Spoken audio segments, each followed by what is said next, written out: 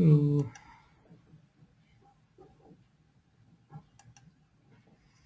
okay. So, to import a table, all you have to do is scoop import and connect to the database where I want to connect, and the username and the password. The password right now there is no password, so I just not use the password. Otherwise, I have to use minus minus password option or minus p for it to prompt me for the password. And the table which I want to import and the directory where I want to import the table, and it will import your table. So before that, I will just remove this directory. So I'm not sure what I covered yesterday, but I assume we were just looking at the import part. Do let me know if we have covered this thing yesterday. Let's skip this part.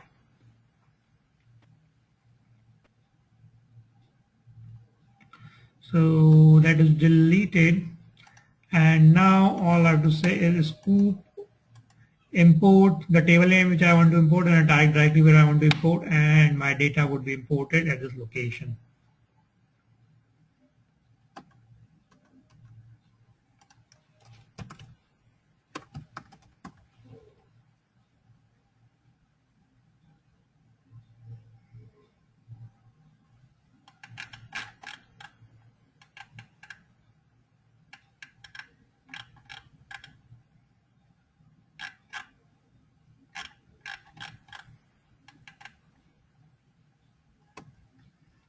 So it's still running, and I hope I discussed yesterday why it does your select min and max.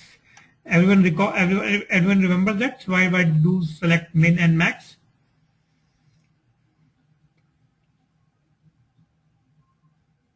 So it creates CSV with delimited file. No, Jignesh, it will not create CSV. I hope you knows what is the default separator. The default separator will be used. We can change the separators, but if we don't define any parameters, it will use the default separators, and the default separator are slash tab for your key and value pairs and slash n for your new lines. So your all the columns are separated by tab and your new lines are separated by slash n, or each record is separated by slash n. So if I look over here, Hadoop fs minus ls. Indeed, let's do a cat and this directory and p star.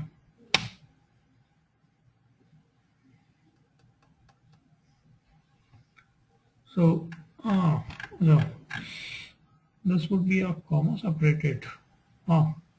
By default, it's a comma separated. 1 second.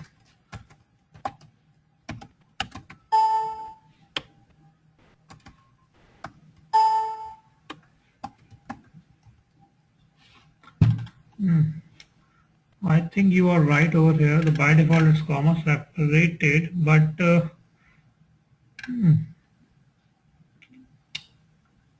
by default it's okay. I was not sure about this part. You are right. By default it's a comma separated, but we can change the separator. I'll just show you how to change the separators.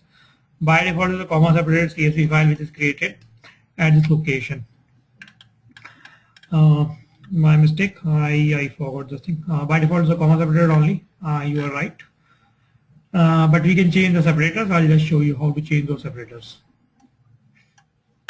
And the new lines are by default slash n, records are by default slash n separated only.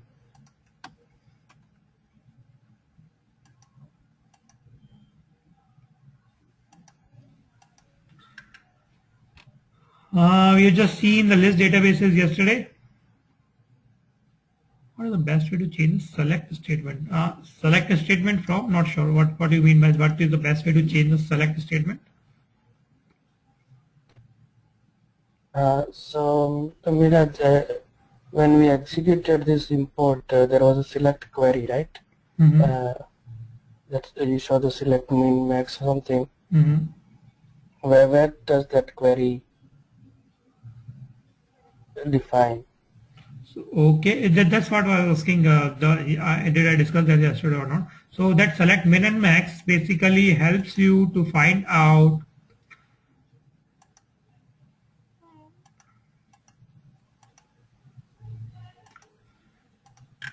So if you can see this select, where is it gone? First, let's try to query the table limit 1. It find out the different parameters about the table also. And then it runs a query called select min and max. So this is the primary key. Dim country ID is the primary key of the table. So it's trying to find out the min and max values from this table which need to be fetched. And based on this min and max values, let's try to divide these values to different mappers so that the parallel thread can run and import the data. And this is the reason Scoop is very fast. It creates multiple threads to your database to import the data. So this min and max basically.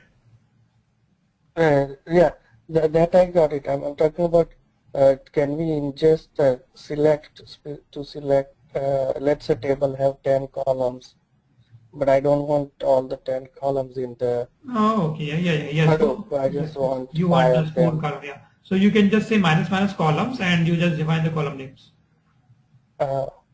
During the table. Yeah, during import statement. During the import statement, you can just say minus column, something like this. So let me share the screen. Okay, got it. Over here, just say minus colum column or columns. I'm not sure. I think probably columns only, and the column names comma separated, comma add those kind of things. And this will just import these columns. Then as I was keep on talking about the file systems, different compression codecs and all those things. So that there you can just define the way Scoop want to import. You want to import the data with the help of Scoop. So here I said as sequence file. So my data file would be created as sequence file, and minus append says the data would be appended to the directory rather than I have to delete it. So here if you remember, I deleted the directory. Here minus append means practically each day these scoops will be running in a system and they will be importing the data. So practically you will not be deleting the directory in which you have fetched the data previously. You will be appending the data, the new data which has been inserted into your RDBMS world. So practically you will be just importing the sequential data or the extra data which has been added. How we do that I'll show you in some time. But practically you will be appending the data to your previous data. So minus append mode is the mode in which you will be running the scoop jobs. So here I say as a sequence file, so my data would be imported as a sequence file only. Okay.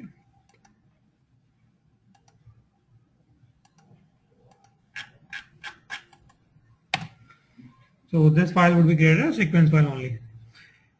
So by the time it's running, let's look into a few other things and let it run at the back end.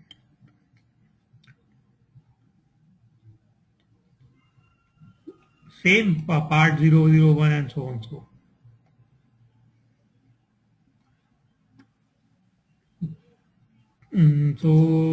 Vikram was asking what is the generate file name. File names are almost same, that part 001, 2, 3, those kind of things. P star.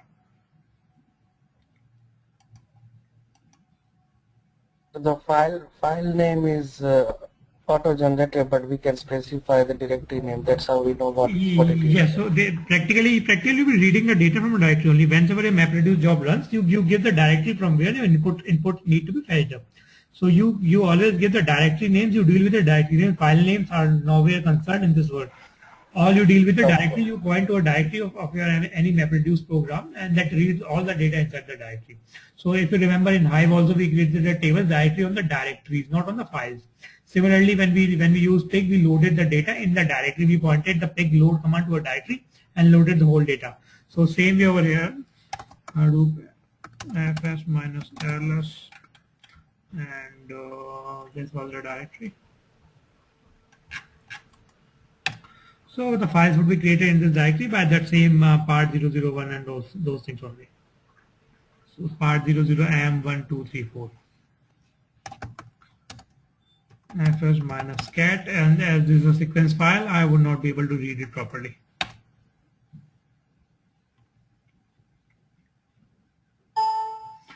See, I can't read it.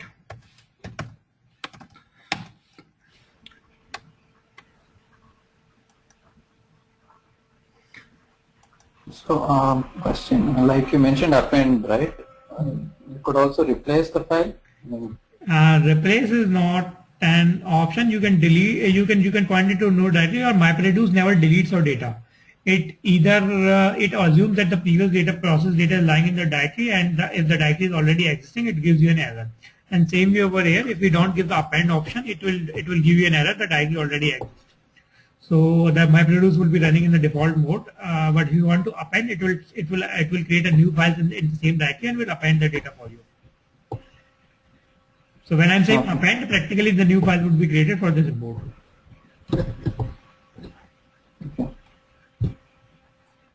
Same way I can say give the Avro file, so it will be imported in the Avro file format. Now I hope you understand the file formats we have discussed, what importance they play and how you get those file formats into your SDK system. So while importing, you can define those things, so your files are created in those file formats only, which you would be using up. And we can also enable the compression. So here I'm saying minus compress. I can also say minus compression codec. So, whatever minus compression codec, and the codec which I want to give, ZZzip, VZzip, all those things, and my data would be compressed in that format. So here I'm defining a file type also as an Avro type and the compressed Avro type. So my data would be imported as a compressed Avro type. And similarly, I can import that as normal text file also and give different compression techniques over there. So this is how your data would be compressed, and you can use different file formats while importing the data itself. Then now, until now we were looking at, we were giving the number of parallelism in the pig program. We were giving the number of reducers and Hive and MapReduce, but practically over here we can run parallel threads to read the data, because we are not dependent on splits over here. And you can see the splits were decided based on the min and max IDs in the previous query. Hey Pawan, no problems. We were just discussing about the scoop part. We have just seen how to import the data. While importing, how can we enable compression by giving minus compress, and how we can get the data in different file formats. So here I was getting it as an Avro file. Here I was getting it as a sequence file. And before that, we were just discussing the scoop import part, which we have discussed yesterday.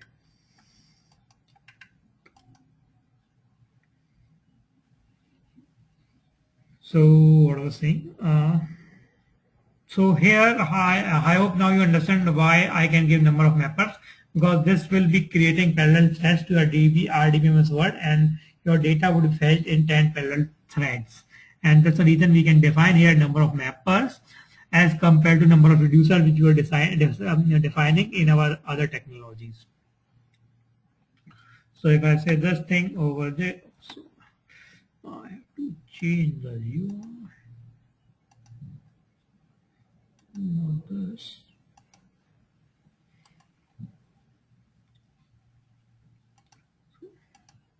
Okay.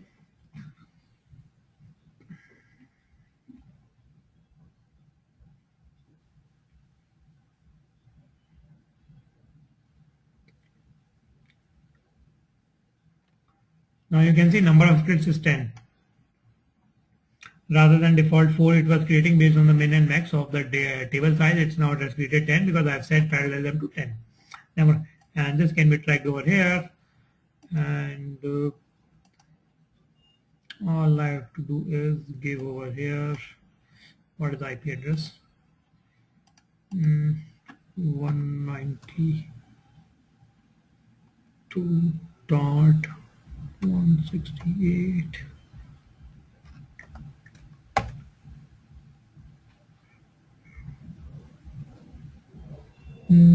What is the IP? I have to check the IP address of my machine. I'll just show you. I have to check the IP address of the machine.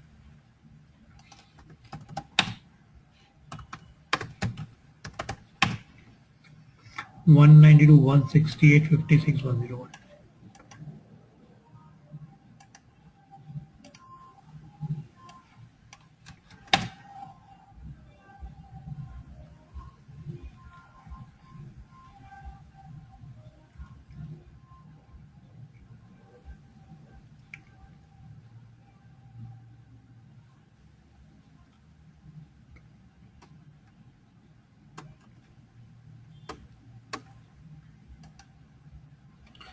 So it's just opening up. So here you can see number of maps are 10 and number of reducers are not required because we are just importing the data, and we can even look deeper inside the job. 3 are running, 1 is new, 6 are successful. These are the 6 ones which have done their work, and so on.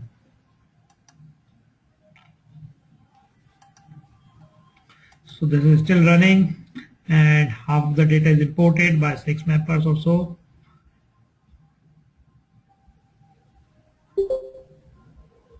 And let it run at the back end. But this is how you can achieve greater parallelism, how you were doing in the reducer phase in your Hive or Pega or MapReduce world. Then the major problem which you'll be facing up while importing the data is your nulls in your RDBMS world are null, and however when you import that in a file system, those are practically written as NU double null. And when you read those data with Hive or Peg, you might face issues. So the default null in Hive can be configured. This is /n. So here what I'm saying is null strings while importing, replace them with /n, and null not which are non-strings, replace them also /n. So Scoop will replace all the nulls which are fetched from your RDBMS word to these particular characters, so that while reusing the data or loading the data with a Hive or Peg kind of thing, you can easily ignore the null values. So you might be facing issues with the null related things.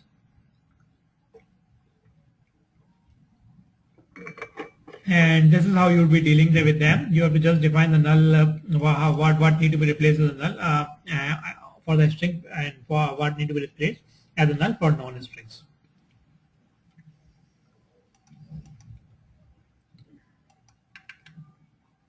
Now you don't want one by one table import. If you want the whole database import, all you have to do is import all tables, and you will import all the tables inside this database DP for you. If I want to import all the tables but I want to exclude some tables, exclude these tables. So it will exclude these tables and import all the tables other than these tables.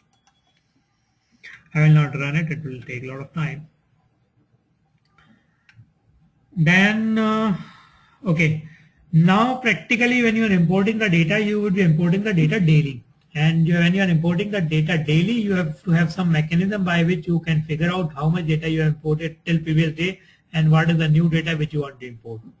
So one way is I can define the primary key of the table. So here the primary key was country ID. So I say check dim country ID to last value 113 and import the data which has country ID greater than 113. So when I will run this query, the data from this dim country table would be fetched only for the dim country IDs greater than 113. So this is how I would be dealing with the incremental data daily. So when I run this query,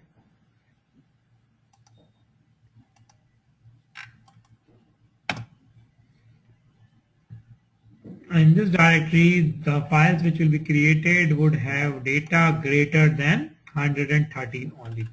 And on these directories, I can easily create the Hive tables. I hope you understand how to create the Hive tables on these directories.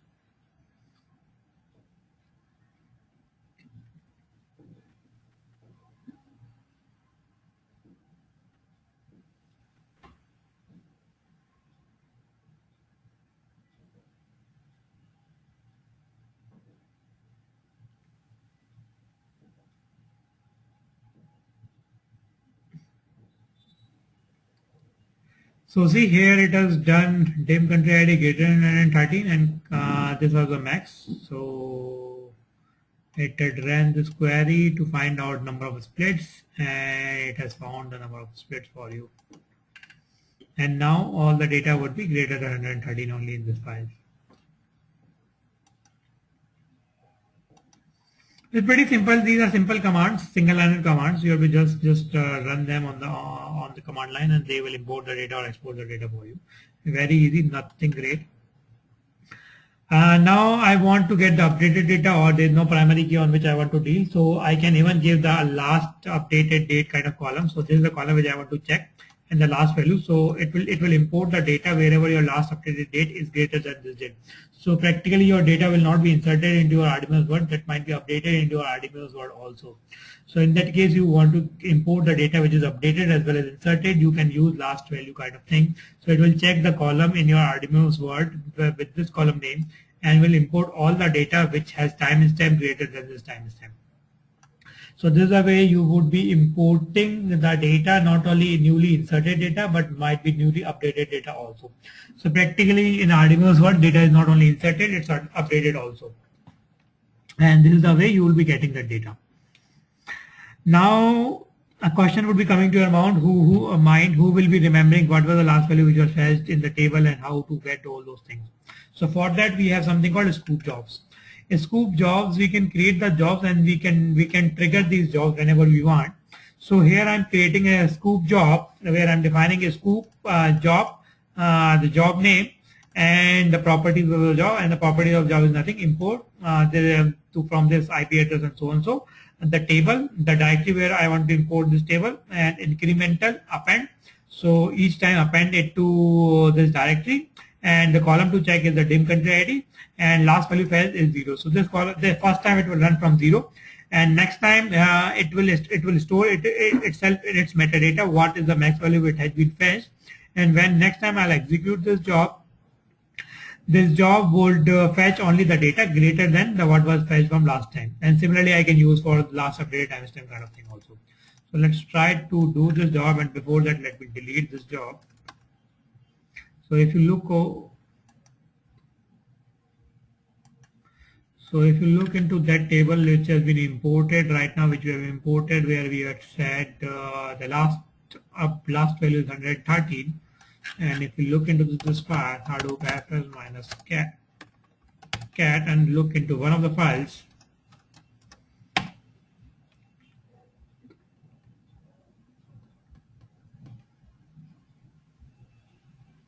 so see, it's all the values are greater than 113, starting 114 and so on.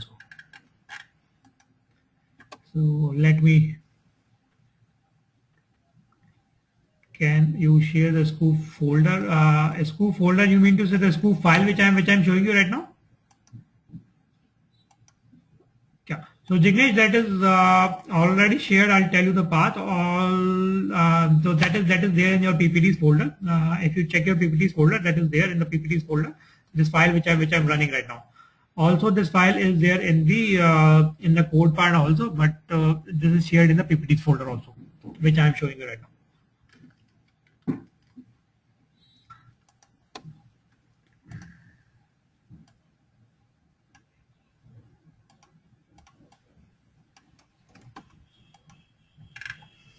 So here I'm creating a scoop job, the job name, and what is job do's, and press enter. So the job is created, and if I say scoop job minus list, this will list me all the jobs, and this job would be there. So you can see this job is there, and if I say scoop job and minus define or describe, minus show, minus show. So this will show me all the properties of this job, and it's asking for the password. I have not set any password for this job, so nothing. And here you can see the incremental last value is 0. Next time it will be increased to the latest or the biggest value which has been fetched. The IP address, the delimiters, all those things would be there. Target direct, all those things which are required for this batch would be there. All of these things are configurable. You can just say minus configuring parameters, and all of these things are configurable. Now if I say execute the job, so all I have to do is minus execute, and that will execute your job. So if I say, sorry, minus execute and the job name, this will execute this job, and it will fetch the data into the directory, and then my max ID would be increased in this metadata for this job, and next time it will take care, and it will only import the data which has the max ID greater than this. And similarly, I can use for the updated column.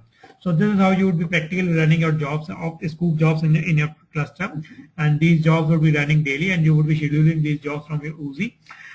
And these jobs will be importing the data. You will be processing that imported data daily or bi-weekly or at whatsoever desired frequency. And then you will be doing analytics or producing dashboards or reports on those jobs or on that data.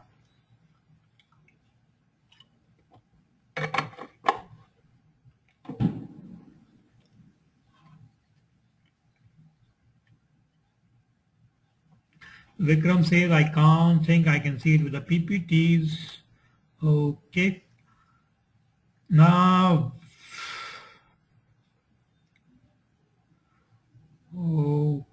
okay, I think my mistake then. Let me cross check Vikram. Okay, Vikram, I think you are right. Give me a minute. Sorry for that.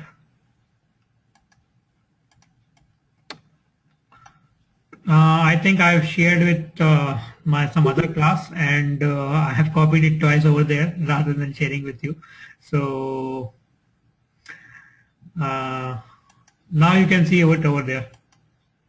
Now just cross check, Vikram. This file is there.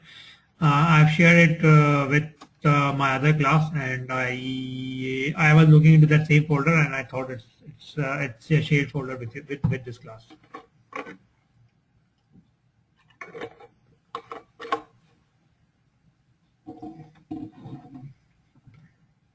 So now if I say scoop job minus show,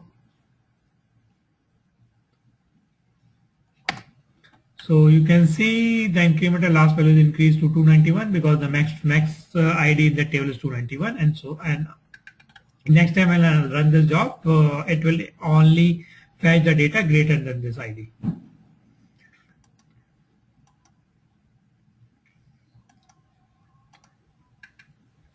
Now if I want to do some ETL prior importing the data, I can even write the queries. I can say minus query and the query which I want to run. So this query will be running on your RDBMS word with prior getting your data.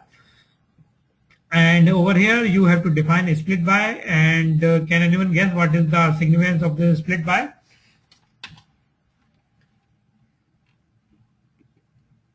I want someone to answer this, please.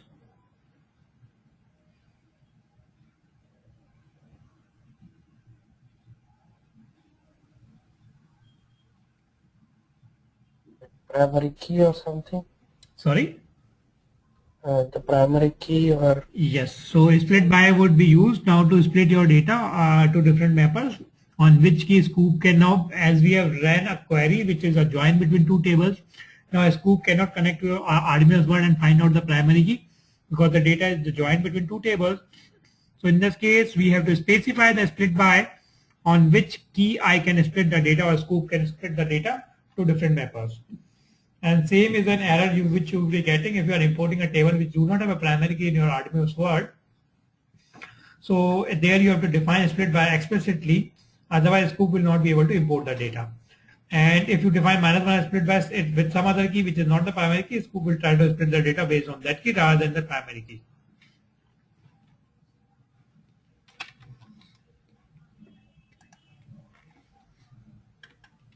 So this is nothing but the custom MapReduce name. So if you remember,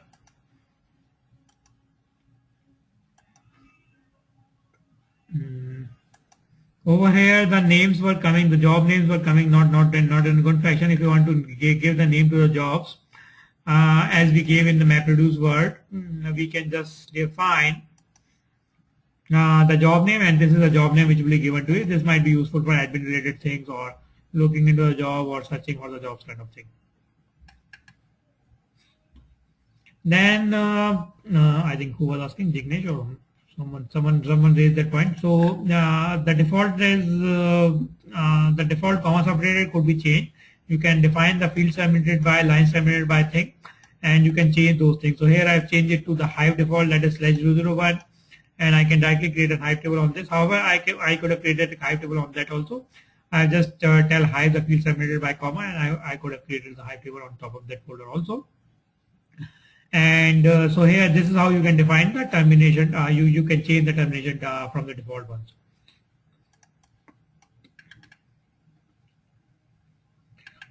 So then you can also export the data from your HDFS word to RDBMS word. So that is a vice versa. You have to just say scoop export rather than import. The directory which you want to export, the data is lying in which directory. You have to define now how your fields are terminated by or lines are terminated by, and if you want to change your nulls, so your nulls are, what are your null values in this data? So input null string and input non-null string. So now you're defining these are nulls in your data. So while exporting into a RDBMS word, these slash n's would be changed to nulls, and -m10 over here tells you the parallelism to export your data. Till now we were giving the splits because we were fetching in the data. Here -m tells you how many parallel threads it could try to run, or how many parallel threads it could try to run while exporting your data. So I am exporting it to another table called div_contain_1, which is there in my MySQL word, and the data which has been imported into this folder. So prior to that, let's delete all the data from this table. So if you remember, right now we have just imported the data into this folder, and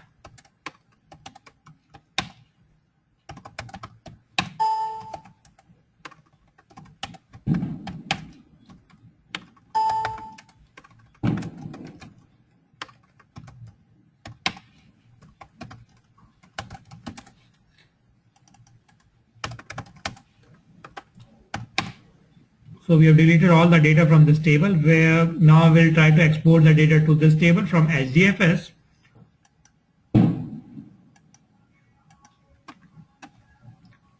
So in the first query which we ran for import, we imported the data in this directory, and now we are again exporting this data from this directory to another table into your MySQL word, that is nothing but div country_1.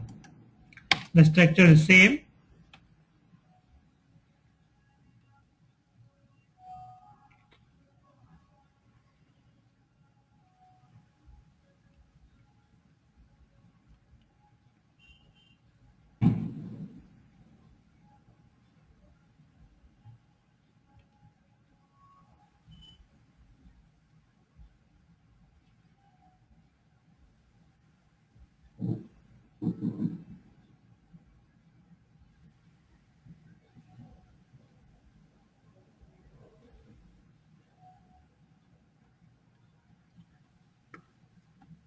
Now the splits are created based on your HDFS file system.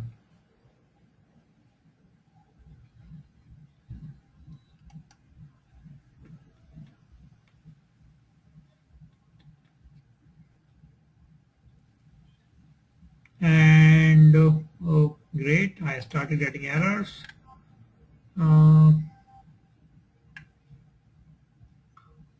Okay, so can anyone guess what is the error? I was thinking I made the mistake, but I just triggered it. I knew this mistake. Can anyone tell me what is the error?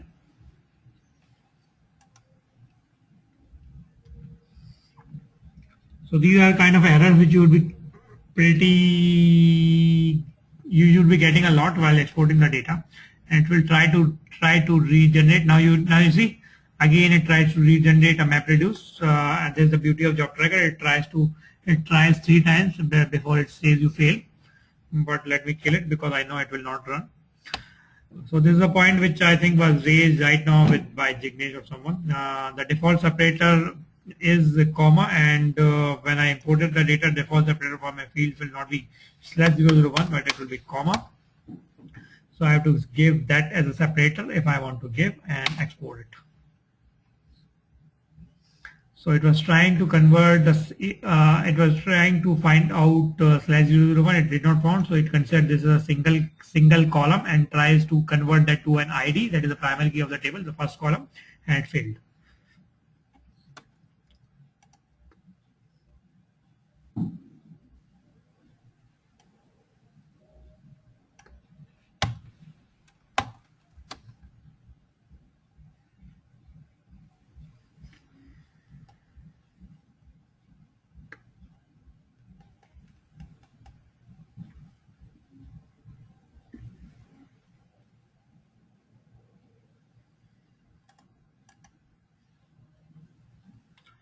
Let's go back to the table.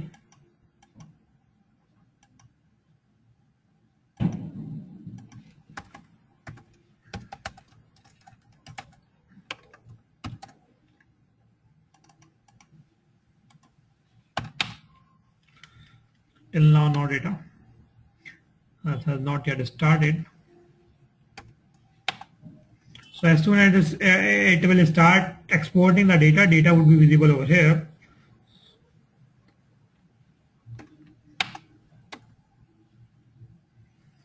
It's still not started.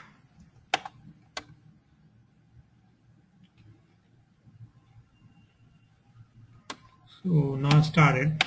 So see half the data is visible, 76 rows.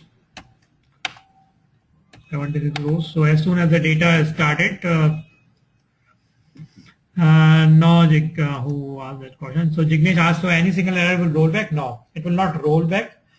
So say if your 10 mappers are running, one mapper throws an error, and other 9 would export the data, and practically say there are 20 mappers which are required to export your data, 10 are running, and 10 are still need to be created. And out of the 10 which are running, one throws an error, the other 9 would export the data, and other 10 would not be created.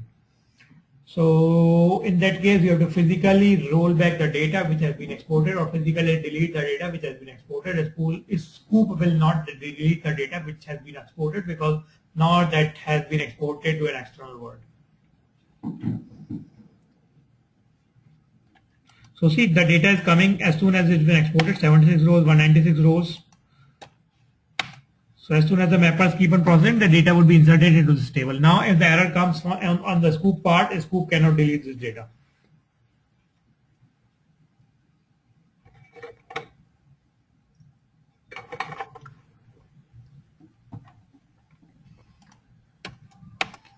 So still something is running. Oh, it's all done. So total 196 rows are there only.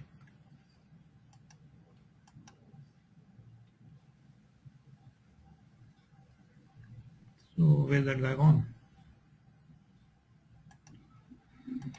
Okay. Now the next question which will be coming to your mind, why I can't import the data directly to my Hive tables? Definitely you can do is, all you have to do is minus Hive import, and that will import the data directly to a Hive table. So this query will not only import the data to a Hive table, but prior to that it will create your dim country table, which is similar to the table which is there in your MySQL world, and it will then import the data to that table directly.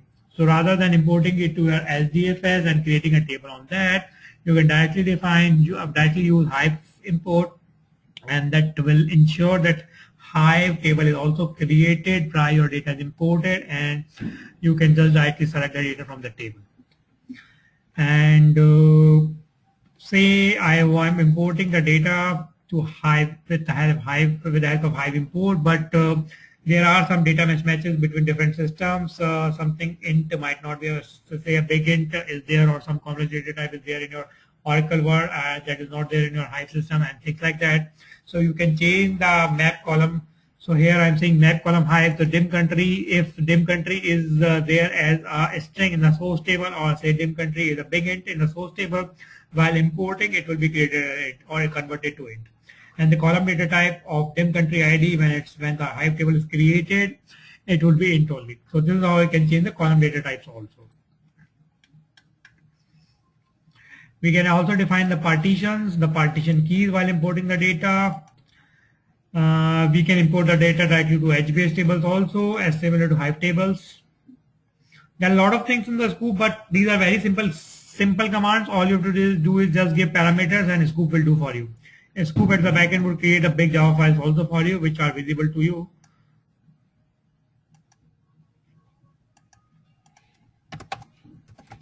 So see what we ran, all these Java files are. So this big program was created at the backend for you to import the data. So it's pretty simple, nothing great. You have to just single line queries, scoop, import or export, and there are n number of features. There are a lot of features. If I open the web, so the scoop guide.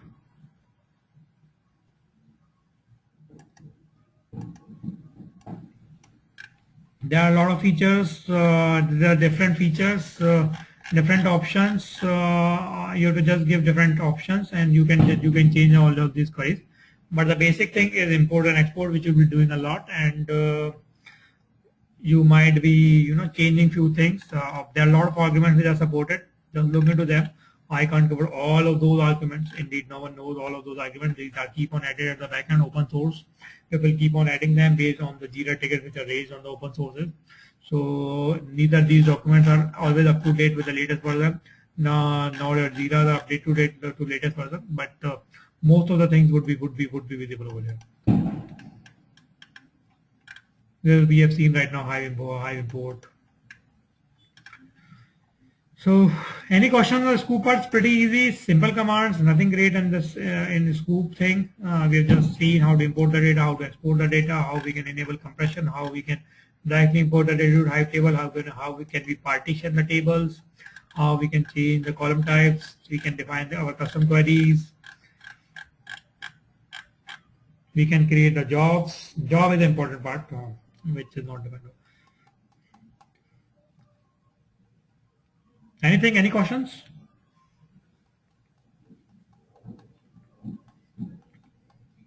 Okay, sure. So should you want me to start a new topic, Hadoop streaming? Do you want to try on the pig part?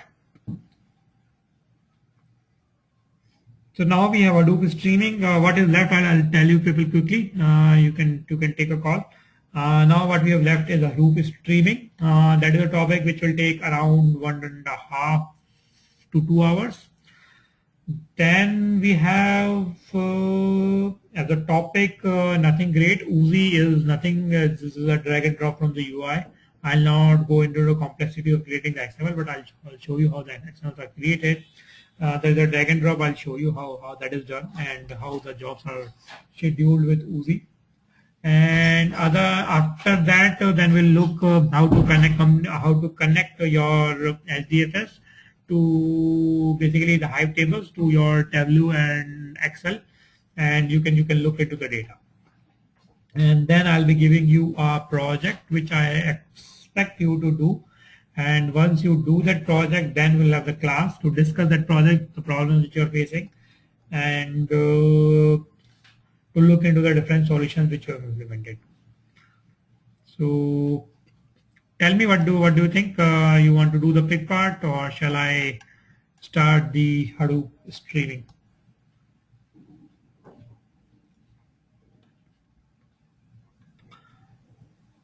So Jignesh says Hadoop streaming. What about us?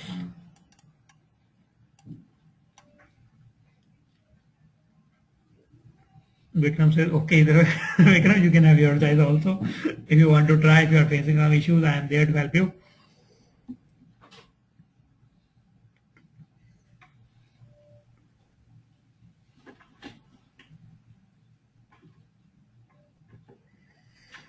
Okay, Pawan, Zubair.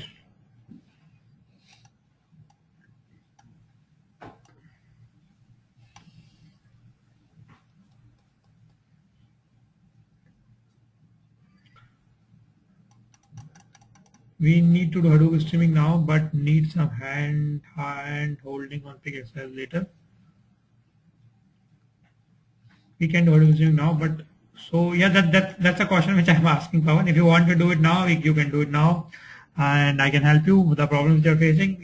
If you want to do at the back end, at the home, I can start the streaming part. Let's do one thing. Let's take a 10 minutes break. You people decide whatever you say. I'll do that way. Let's take a 10 minutes break. It's 11:24 IST in my watch. Let's meet at 11:35 IST. And by the time you people will decide if you want to start streaming, we can start the streaming. If you think you want to do the pick, your wish, whatever way you want. Okay, so I'm leaving it to you. Let's take a 10 minutes break. Let's take early break today. The topic is completed. Okay, so Pawan also says we can do streaming now. Okay, let's do the streaming. Let's take a break and then start the streaming part. And so streaming would be covered today. Then only the thing which will be left is how to connect the Tableau and things like that. So that will cover in the next class, and you can do the hands-on also in the next class. Uzi won't take much time.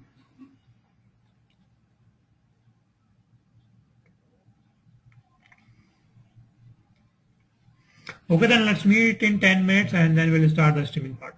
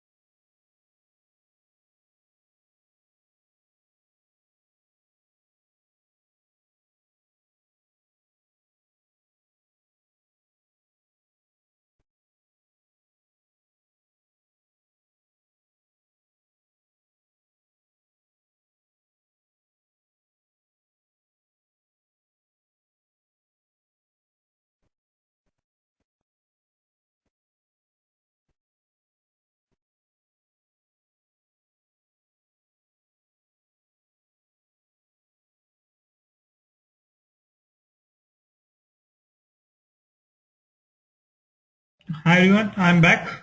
So Pawan says he's back. Anyone else back?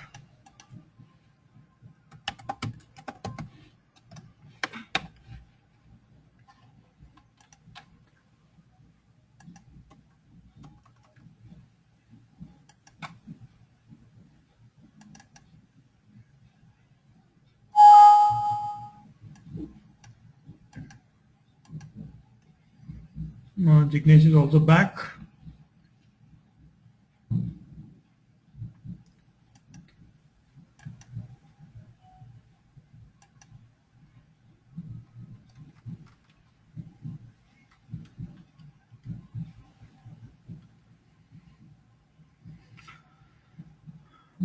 Okay. Vikram is also back. Okay, cool. So let's start the Hadoop streaming part. So till now you have seen that when we were writing MapReduce code, we have written the mapper and reducer in Java, and we are using Java as a language to write our map and reduce program. But for people who are not acquainted with Java, they do not want to move into the Java world, and they don't want to, write your or dirt their hand with the Java code. So Hadoop streaming is the best way for them. If you want to do something with MapReduce only rather than using Big or Hive, you want to write some codes for your map reducing, you can use Hadoop streaming. So here we can write our mapper and reducer in any of the scripting language, which can read the data from an IO and can write your data to your output pipes.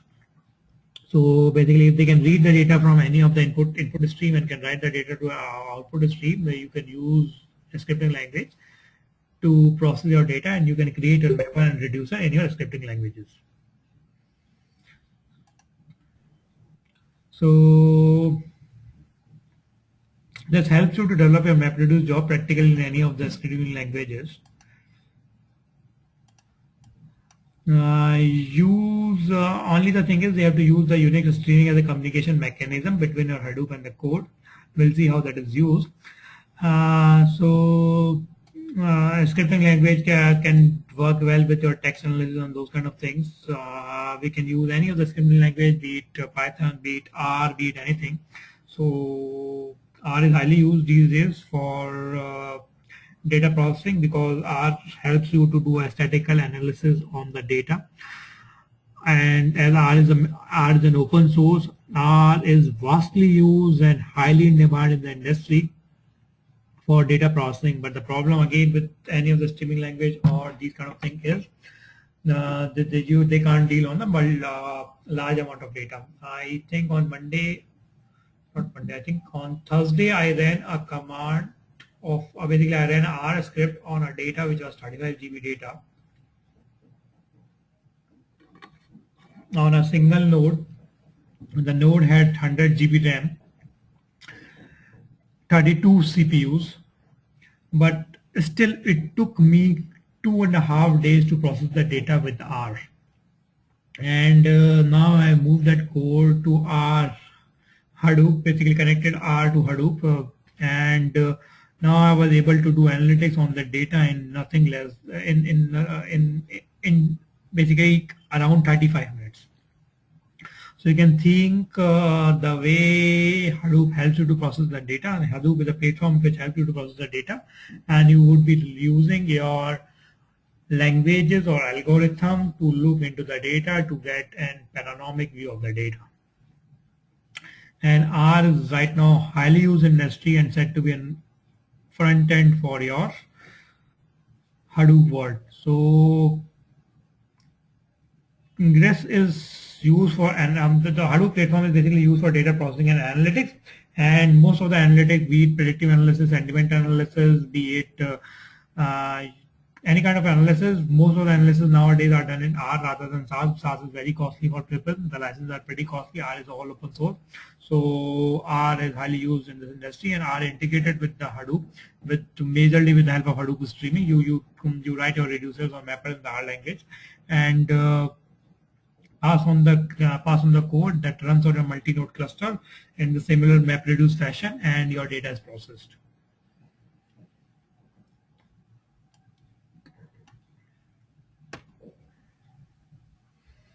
So mapper and reducer retrieve the data from stdin and output to std out. As I was saying, you standard input and standard output. Hadoop takes care of the transmission of the data between your map and reduce task. So between your map and reduce task, your data is also sorted in sort and shuffle phase. It is still the programmer's responsibility to see the correct key and value pair, and the default format is again key/tab value/n. Anything over here? I think it's pretty straightforward.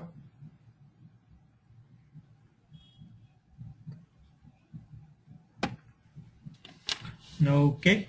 So this is how basically it happens at the backend. Your task tracker launches your JVM, and that triggers your map and reduce task. Those transfer your data to the streaming process on std in.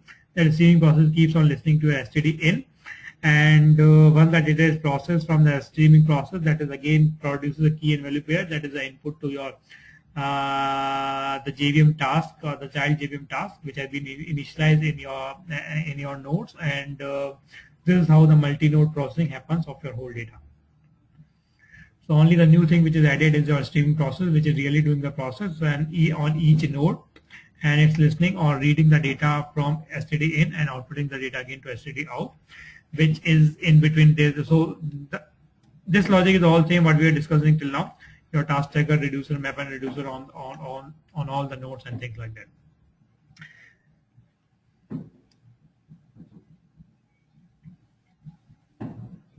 Any questions, guys? The silent really kills me.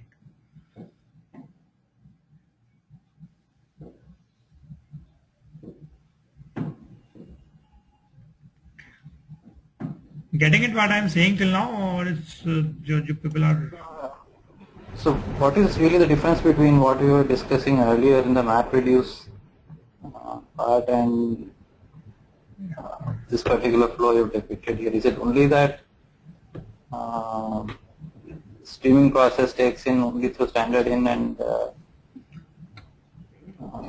yeah, only the difference is there I was writing the Java code to write my mapper and reducer logic. Here my mapper and reducer logic is written in this where's my mouse go? So in that code, that logic is written in other language other than Java, and those languages are reading your data on standard input and writing your data to standard output, and that this pipe between your standard input and output is connected to your same JVM child nodes or the JVM process which is triggered for map and reduce on the JVM board.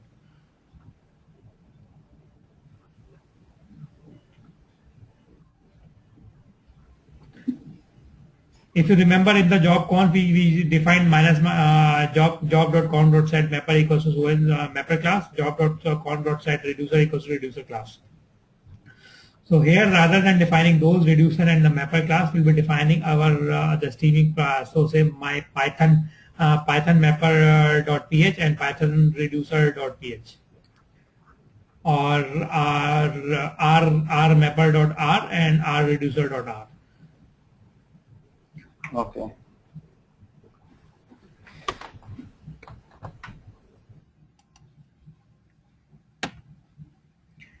So there is a little difference over here. Just try to understand the part.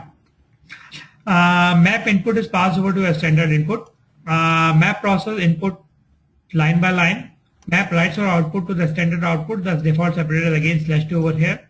The reducer input passed over to standard input. Same as map key value pair separated by tab. Inputs are sorted by key. So in between the sort and shuffle phase also runs between mapper and reducer, and the data is sorted by key. Reducer writes your output to a standard output. This flow is totally same as your map reduce flow. Only the difference is now the data is passed to your other streaming process which is running or processing your data. So say I have created Python file which has a Python mapper and the other file Python which has a Python reducer. So if I say cat my data, the mapper class piping to sort and piping to reducer, this thing on a single node will give you exactly same results when I run it on the map reduce phase. So here what I'm saying is, so this is not the correct query. Here it would be cat. So input is basically cat. It would have been cat also over there. Cat. So this input will be printed and will be piped to this mapper.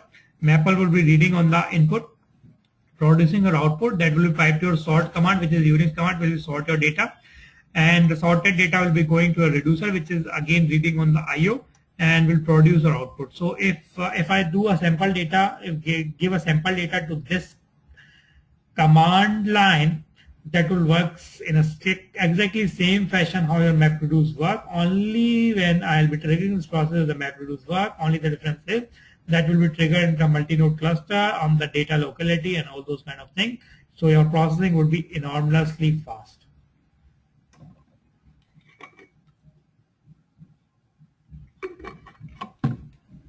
So let me show you an example before it make more sense. Okay, so we'll come to the example after this slide.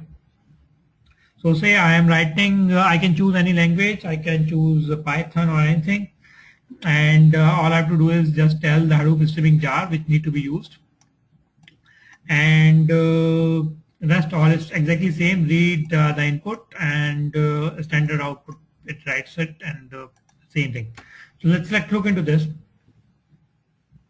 Now, I hope everyone remembers how we were running a MapReduce program. Hadoop, jar name, the input path which need to be read, output directory where your output need to go, and this is your mapper and reducer. So here jar which I'll be giving is the Hadoop streaming jar. So Hadoop streaming jar is already there in your cluster, that always come with the Hadoop flavor. So that is lying into your sandbox only. The input and output directory you will be defining up from where you want to read the data, where you want to output the data. And here the mapper command, I am using a simple Unix command as a mapper command. So what I'm doing is I'm not doing anything great. I'm just outputting what is coming to a mapper as a cat. And reducer, I'm running a Unix function again, that is WC, a word count function. So let me show you this on the Hadoop the console.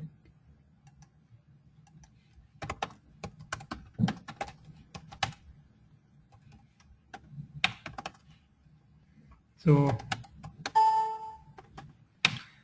what I'm doing over here is first I'm deleting this output directory, and then on the mapper side I'm just saying cat, that is a Unix command. So on each of the node, wheresoever my map would be triggered, my data from the mapper will be given to this Unix command. This Unix command will be running on my data, and the Unix command will not do anything great. It will just get, or it will just print the same data. So nothing will happen on the mapper phase. On the reducer side, where my reducer is running, this WC will be triggered, and this will count the words in my data. So if I say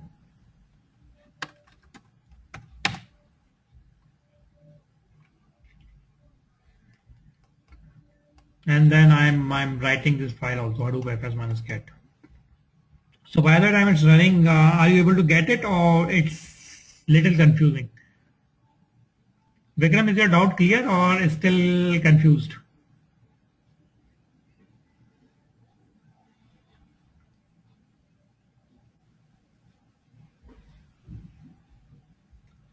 Quite clear. Okay. Others getting it? Pawan, getting it?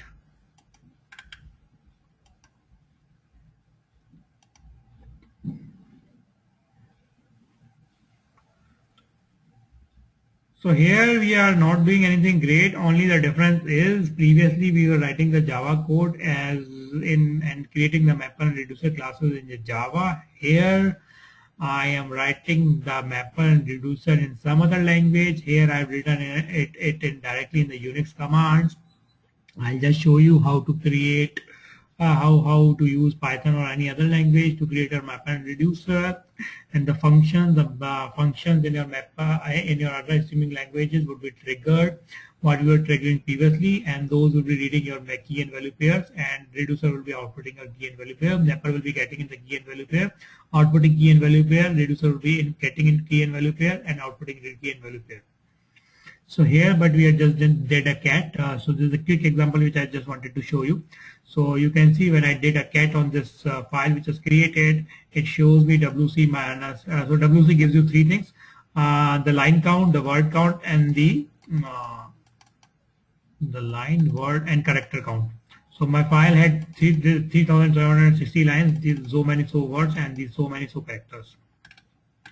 So your word count is all. That's pretty easy over here.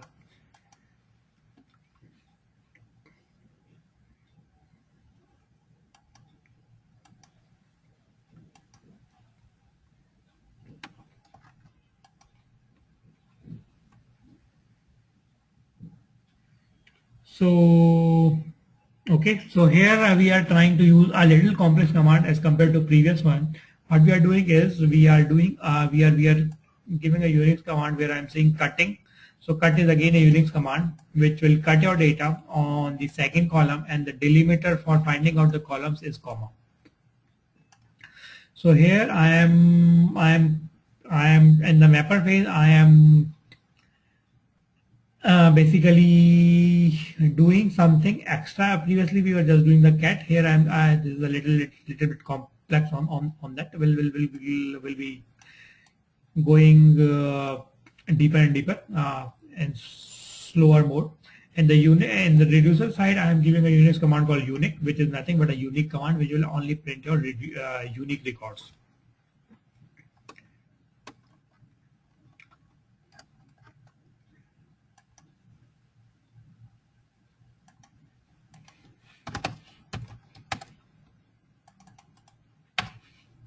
So okay, so before that, let me show you one thing. So if I say cat, cat will not work because the file is in Hadoop. Hadoop fs minus cat, and this thing. So let's first look into the file, then try to understand this. So this file has nothing but 5 rows: key, comma, key 1, comma, value 1, key 2, comma, value 2, and so on.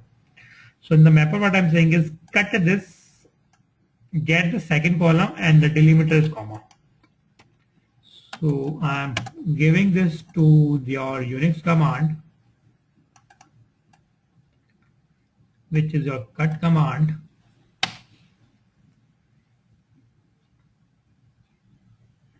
So see, it has cut your output and produce only the column 2. Now I say give it to Unix sort command.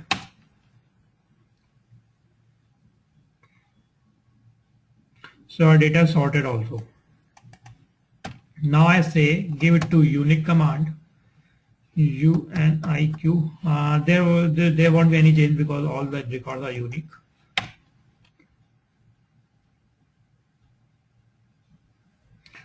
So everyone remembers what happened in the MapReduce phase. Your map key and values were sorted, and the sorted key and value pairs were given to your reducer part, and reducer were running on your key and value pair. So here the same thing is happening. Instead of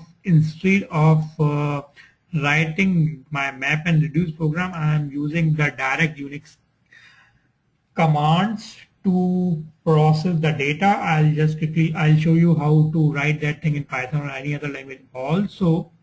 But this is how you can do a multi-processing across the nodes on your data without using Java language.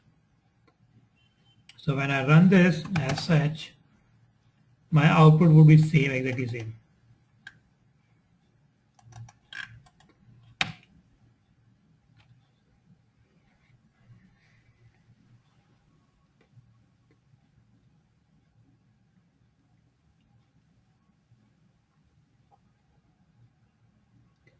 Any questions? If you don't have questions, I'll ask the question.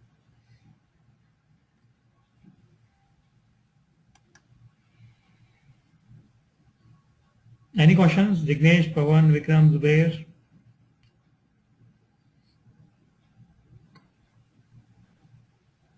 Okay, then let me ask you questions. When I ran this command, I just gave a Unix command that is cut something or cat. Where is my key and where is my value?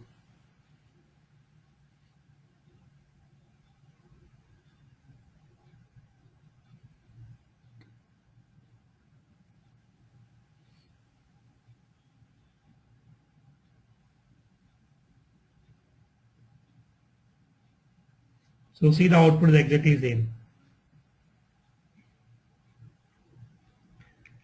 What I was doing over there. So I'm not giving the answer of the question which I've asked. Now I want you to think and tell me the answer. Where is my key and where is my value?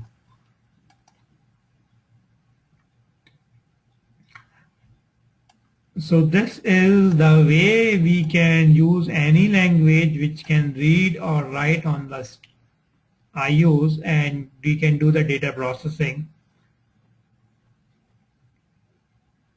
Yes, Vikram, you are right. The key might be that, yes, because the default reader is your text input format reader. So if the default reader is your text input format reader, you can, that is the key while reading your text data is the row offset, and the value is the real value.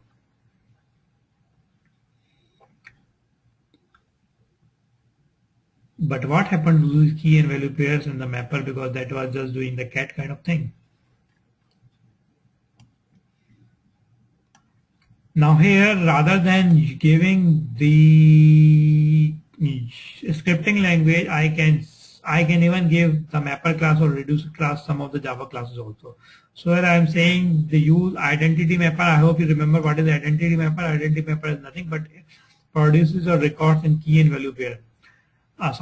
Produces or records as same. So basically, it just output your key and value pair as it comes to it, and reducer also does the same. The key and value pairs are outputted as it comes to it. So over here, so what I'm trying to tell over here is, rather than just giving the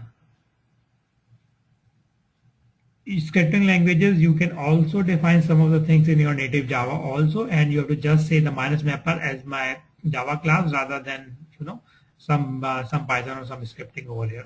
We'll come to the Python example in some time.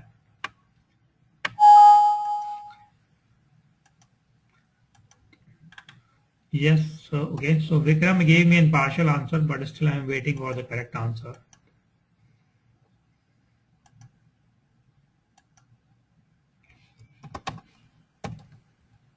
So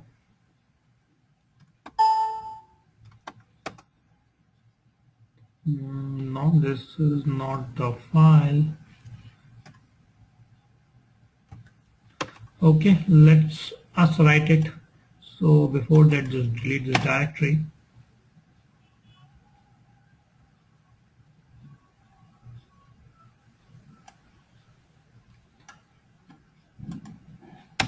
And let me just copy the whole, before that, the input and output file. So let's use this file as an input. Use this directory as an output, and the mapper as a Java class, and I'll just correct these quotes, and the reducer as the Java class. So everything works, everything is configurable.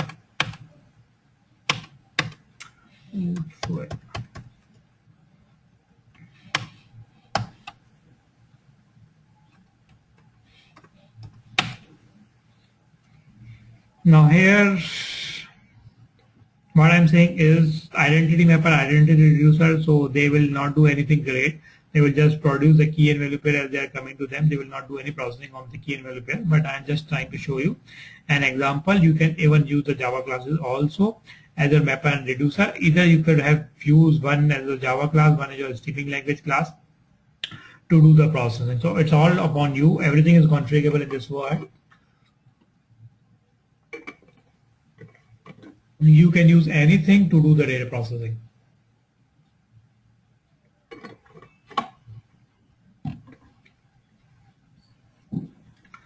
So after that, let's try to print what has been produced in the output directory. But before that, let's wait this program to run. A small file, it won't take much time.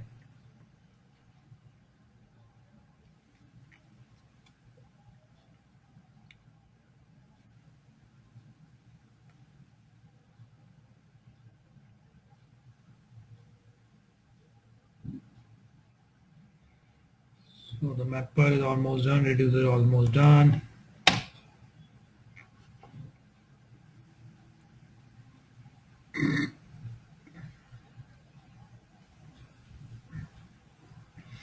So this is the file, these are the keys, and these are the values. And what was my input file was something like this. Hadoop fs minus cat. This was my input to this program, and I just used the key identity mapper and identity reducer, and this is the output which has been produced to me. And this was my input file. Now the keys are there, extra keys are added to my output, but previously when I said cat or WC kind of thing, the keys were not produced. Can anyone tell me any reason? Or over here, if I say reducer is just your cat and your mapper is also cat,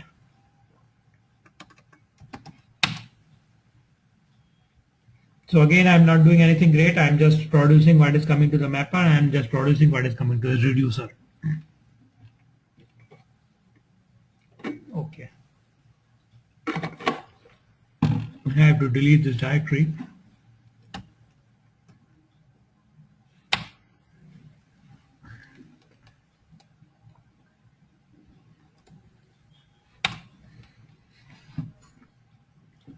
So guys, the difference is when I'm using Hadoop streaming, by default your identity mapper is used to load the data.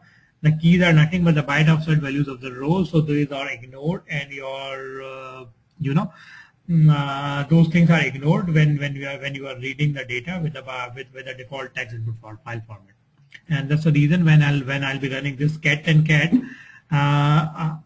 Over here I'm not using identity reducer kind of thing, so those keys are ignored by your framework, and those are not passed to your streaming language over here.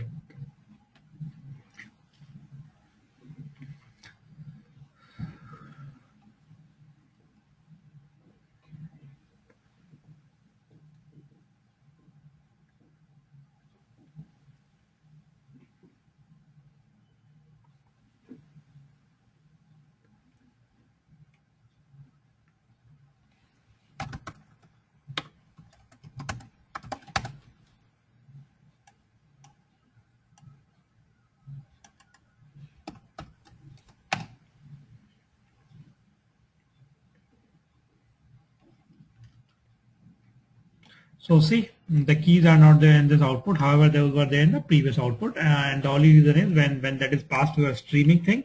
If you are not using the Java as a mapper, those are ignored.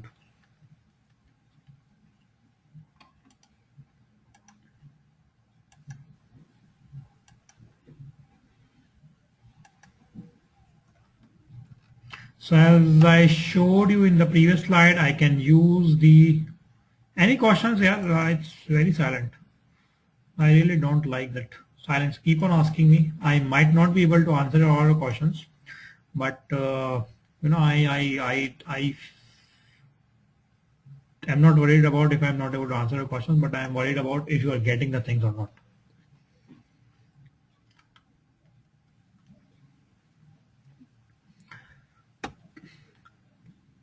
So as I've defined the mapper and the reducer class over here, now you can assume other things are also configurable. I can define the input file format, output format, partitioner, combiners, everything. I can define everything. I can create these things in different languages also.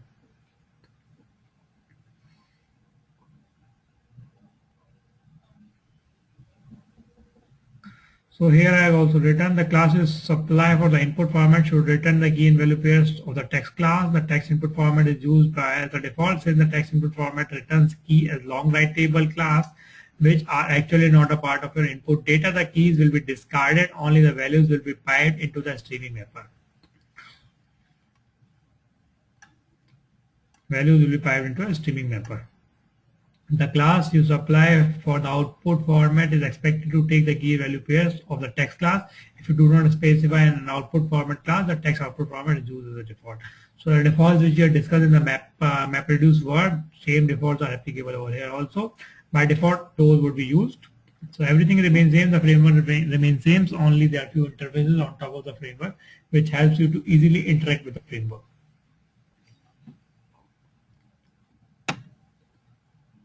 The same way we can define the number of map tasks, number of reducer tasks, but map tasks we are just giving the hint. Practically the number of map tasks will depend on your streams.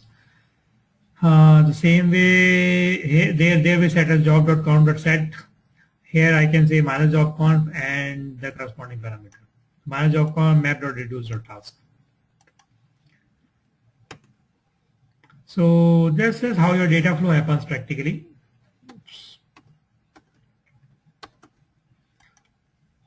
Your input goes to a map task. Map will send your data to standard input on which your streaming process is listening. Your streaming process will be running on each node where your mapper is running or where your data is there. And this will be outputted or given back to your mapper phase. Mapper, which is running in your Hadoop, which is running in your Hadoop part, that will there's a sort and shuffle phase which happens prior the data is sent to reducer. Reducer sends your data to a streaming process, that is a streaming reducer. Streaming reducer processes the output, and the output is then written into SDBus world. Now does it make sense to everyone? Or still your people are not clear? So I keep on repeating the same thing in my slides, and the reason for me to repeat in my slide is I want you to understand the thing, and same information might be repeated in 3 slides because I know the complexity of the topic and I know where people would be able to understand. So I repeat the same information in my slide in different fashions, in different pictures, and that is the reason for same thing you might find 3 different slides which are repeating the same information, but I know where or after repeating how many times people might be able to get it. And now I quickly get few yeses from the people and hope. So Vikram says key might be some internal ID. Okay, that is an older one. Okay, so Pawan says yes. Okay. You were specifying the job configuration, right? I'm just trying to remember, where do we specify that in this case? This is part of the job configuration. Job configuration. So if you can see over here, here I have not done. Another example I will show you how you can specify the job configuration. So you can just say minus stream.reduce or output or separator. So in this example, as I said, job conf. So with the command, you just say minus mapper. As I said, minus mapper equals to mapper name, minus reducer equals to reducer name, minus input equals to input format. And the same way, I'll be appending minus job conf to the other job configurations, which you can define while running a streaming job.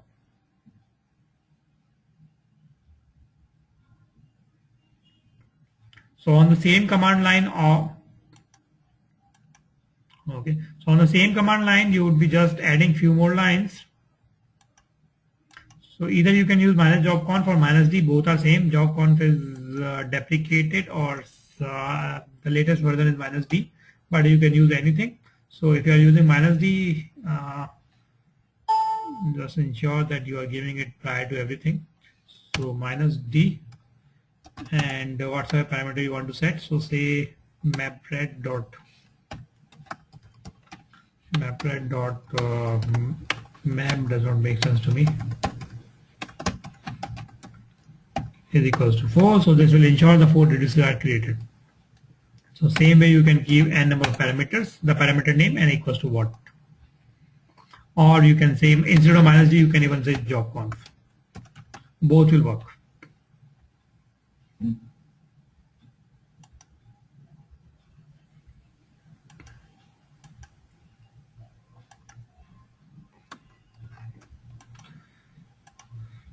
So, okay. So in this slide, I have highlighted 4 more things which are important, and let's look into those things. Now, this is the way I can separate my data while my data is passed from your mapper to the streaming process and the reducer to a streaming process, or from the streaming process to a mapper, or from the streaming process to a reducer. So these are 4 separator keys. which you can define in your job con to separate your data in the key and value pairs. So my data is read. My data is read as a text file. The byte offset becomes the key, and the value becomes your value. But this byte offset is ignored from this mapper while this value is being transferred over the input output to a streaming process. While transferring this value, I can use this configuration parameter to separate my data into key and value also. So if I say stream.map.input.field.separator is equals to comma, so my data would be separated on comma, and the key would become comma, and the value will become anything after comma. And same way, when I'm producing some output from a streaming process, I can say how my key and then value could be separated, and this is how the data would be shuffled with the help of that key, and that will go to your reducer part. Again, while going to a reducer part, we can define the separator, and similarly, while outputting the data from the reducer part, we can define the separator.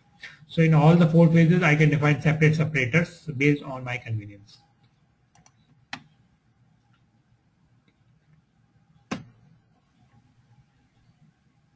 So over here I said -d stream.map.output field separator, which is your map output field separator. So what I'm saying is, when I'm outputting my data from the streaming processes, my keys would be separated by dot.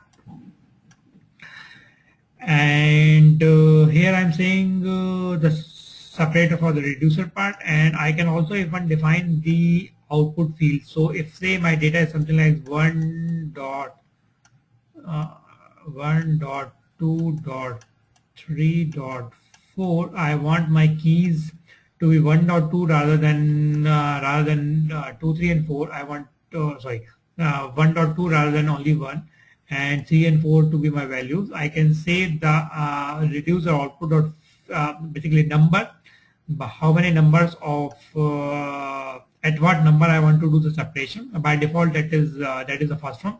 But if I say over here that 2, so in that case my key would be 1.2 and my value would be 3.4. If I set it to be 3, in that case my key would be 1.2.3 and my value would be 4. If I did not set this parameter itself, in that case my key would be 1 and my value would be 2, 3, and 4. So not only I can define the separator, I can also define the number of separators which need to be skipped while your key and values are separated. So let's look an example into this. For this, that will make it more clear to you.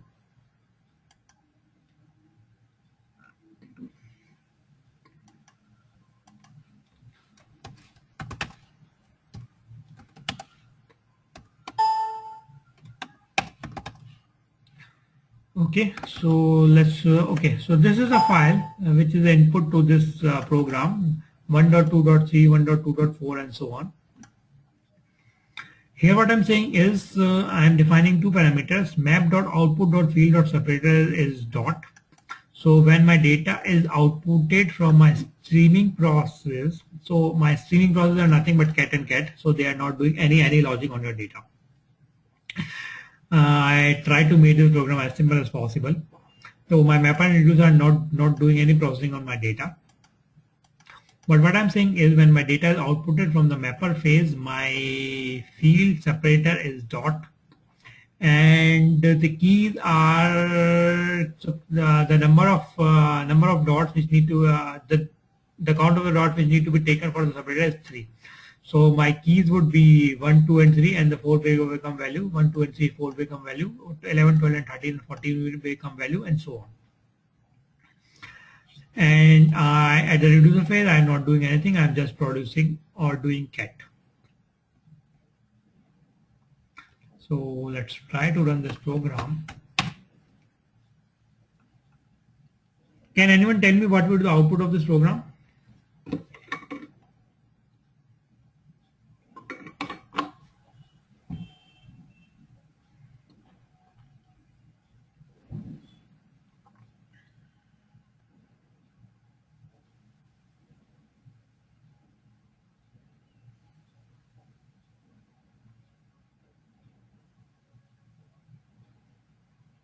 So Pawan said 1, 2, 3 and space 4. Okay, let's see. Anyone, any other guesses? Okay, Vikram also said the same thing. Let's see. Anyone else, any guesses?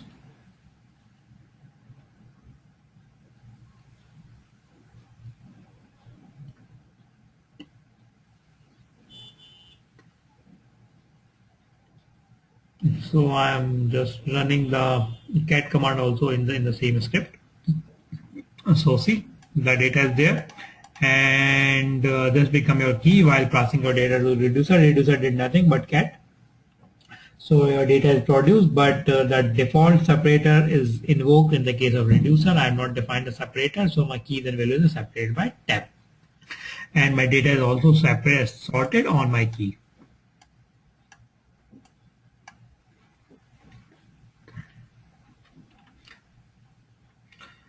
So getting it?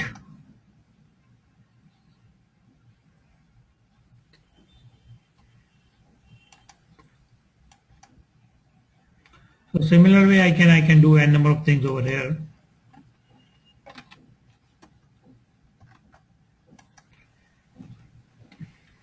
Now I can even file the pass the files also in my distributed cache. So this is the way I can just say file which will be passed into your distributed cache. Even I can pass my jars also in the distributed cache. So these jars might be used by your streaming programs or for your processing. So these jars would be available in a streaming distributed cache, so that those are available locally while running your programs. I'll show you an example of this thing in some time. So other parameters also work the same way. Here I have given the job name. So this is almost same. I just try to give a number of, and here, okay. And here I also gave minus archives and archive name. So this archive would be available locally when my program is running on different nodes. This archive would be copied in all the nodes where my mapper or reducer would be running, so that this archive is available locally, and this archive might be having some files which might be useful for these programs or these mappers or reducer to run. So here I'm not doing anything great, but my data or something might be using it, and this is the way I can distribute my data to distributed cache also. For example, there is a Java program which requires some jar which is dependent on the Java program, or say I'm running my Python program which has dependency on some jar, but when then Python program would be running as a streaming process on your local node, outside of your MapReduce frame, not exactly outside, but on your local node, there will be some jars or some files which it want to which it might be requiring for running. So I can pass those parameters as something like this, minus archives or minus files, and those files would be available locally while processing your data.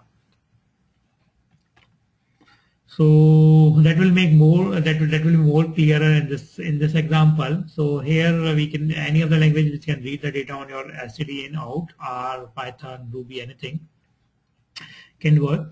And as I told you,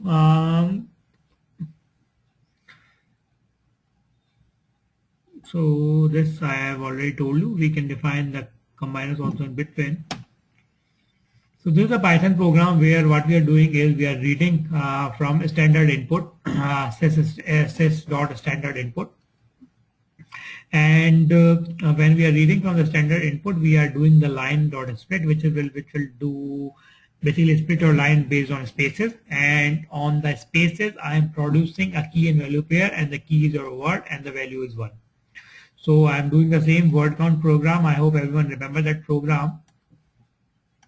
But this program is now written in Python, and the Python I am producing the word and the count of the corresponding word. In the reducer part, what I'm doing is I am reading again from the I'm reading the basically from the input stream, and I am splitting my data on the tab, and that is my key and the value. And then for each key I am iterating on and counting the number of, for each word basically I am iterating out and doing the count of the number of times that word is repeated, and I'm printing those things. So the same MapReduce program has been written in the Python language, and all I have to do is say minus mapper is equal to python.mapper and minus reducer is equal to python.reducer. But before that, there is one complexity or one change over here. Let's look into that. So Python mapper, what we are outputting is if say this is the data, then we are by default the D is the key and 1 is the value. And Hadoop streaming the handles your delivering of the key and value pair to your reducer, and in between your data is also sorted based on keys. And this is how we have written the mapper. But there's a little difference in the reducer part. If you remember in the Java word, all your keys, or sorry, all your values for a keys are parsed as an array. But however, here we'll be getting each line as a key and value pair, and it's our responsibility to check if my keys change. Although my data would be sorted on keys, but it's our responsibility to check for each key and value pair which we are getting in the reducer if the key is similar to what I was processing previously, and in that fashion I have to do the processing. So this is how you'll be triggering this program. All you have to do is input file, output file, the mapper file, that is Python mapper, Python reducer, and here I'm also giving the minus file option. If you can recall, here I said this is the way we can define the files or archives which might be used up and which will be available locally. So when I'm saying this Python program need to be ran on different nodes, so this Python reducer would be available into different nodes. So this is the way I can define my distributed cache. So this file would be available on that node and this file will be initialized and the data would be passed on to this file to do your reducing logic. Let me show you this thing.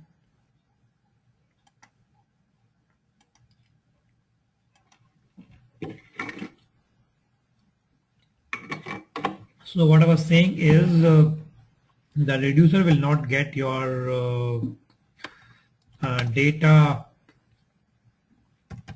in key and pair of values, but each the reducer the input stream, it will be reading line by line. When it's reading line by line, your key and values would be coming up in sorted mode, but there will not be an array of values as you are getting in MapReduce phase. So if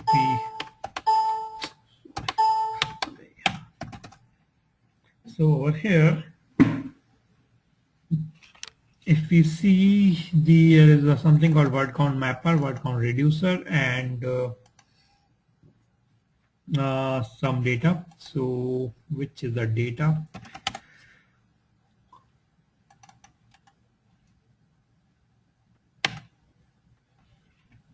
So this is my data file. Okay. So first, let's try to look into this mapper and reducer part, and then we'll do some other things. So let's do a cat of this. So this is a text file which has text, nothing great. Let's first look into the mapper file. In the mapper file, as I've shown you over there, the words we are reading line by line. We are splitting it on words, and then what I'm writing is word comma one kind of thing. Let's look into the reducer. There's a little complexity which would have been added to the reducer part. So if you can see here, I have added one logic where if the last key is equal to this key, then only I am adding it to value. Otherwise, now I'm starting for a new key, and that's the reason because I am getting my key and value pairs, and I'm not getting key and pair of values. So I have to check whether the keys change in the next record which I'm fetching up from my input stream, and if the next record is changed, then I am printing the previous value and initializing the total with the 0. So this is a little difference in your MapReduce framework, and in your streaming word you are getting the key and value pair.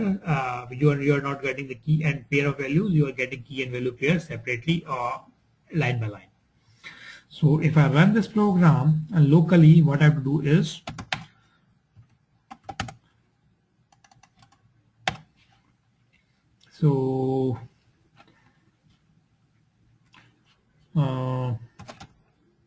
let's use this command. So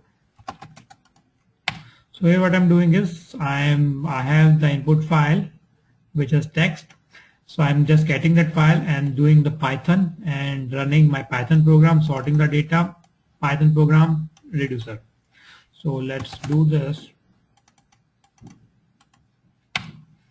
So see, this Python program has produced me the key and the word and the corresponding count from this file. The file was this text file, which has some records. And if I'll pass this to MapReduce word, only the difference is rather than running it on a single node, rather than doing the vertical scaling kind of thing, I am now passing these mapper and reducer part to my Hadoop word. My data will process enormously fast across the cluster. All those things which you have learned for the Hadoop will be taken care of, and that's where I can do the horizontal scaling. So all I have to do is, as such. So here, if you remember, this file has nothing but the command which I was showing you, minus file Python reducer, minus file Python mapper, and the input and output, and your minus files as your configuration parameter, so that these files would be available locally where your data is getting processed.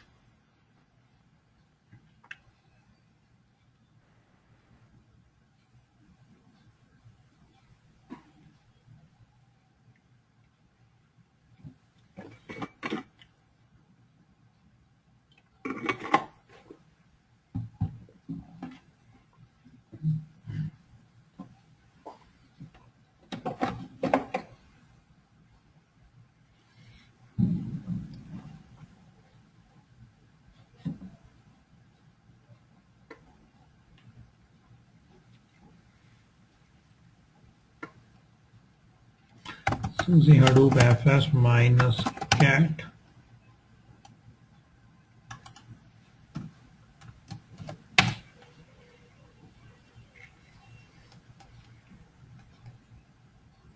So see the similar output, but now it has ran with the Hadoop framework. The file was a little bigger over here. There was a different file, and the count of all the words in that file.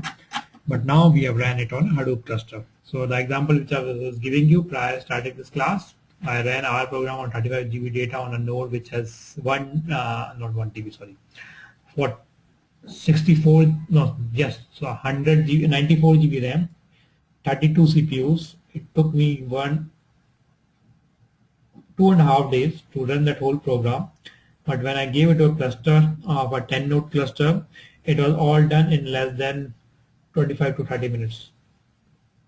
So this is a beauty. We write our logic in any language, pass it to Hadoop framework, and our logic will be ran in a distributed cluster, and we can do a parallel data processing. Now you can understand the cluster. Now you can understand the all you have to do is you write your algorithm. You can choose any technology to write your algorithm and do the data processing, even if you are not acquainted with your Java word. And there's definitely pick and hive, which will help you to write either scripting or SQL kind of language to do the data processing. So these are different ways how you can interact with the system, can do the parallel data processing. It's all depend on you, how you want to do the processing, how you want to write your algorithm to process the data. But the system will help you to do the parallel data processing, and this framework helps you. Framework gives you this is basically this is a very mature framework which will help you in doing all that parallel processing, maintaining the 3 replicas of your data. If your job scale for particular data, it will take care to reinitiate those jobs, and all those things are taken internally handled by the framework for you.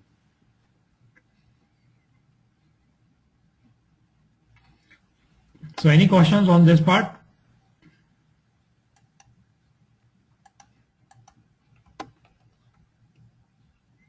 I was trying to make sense of that that input file you had given specified the HDFS location.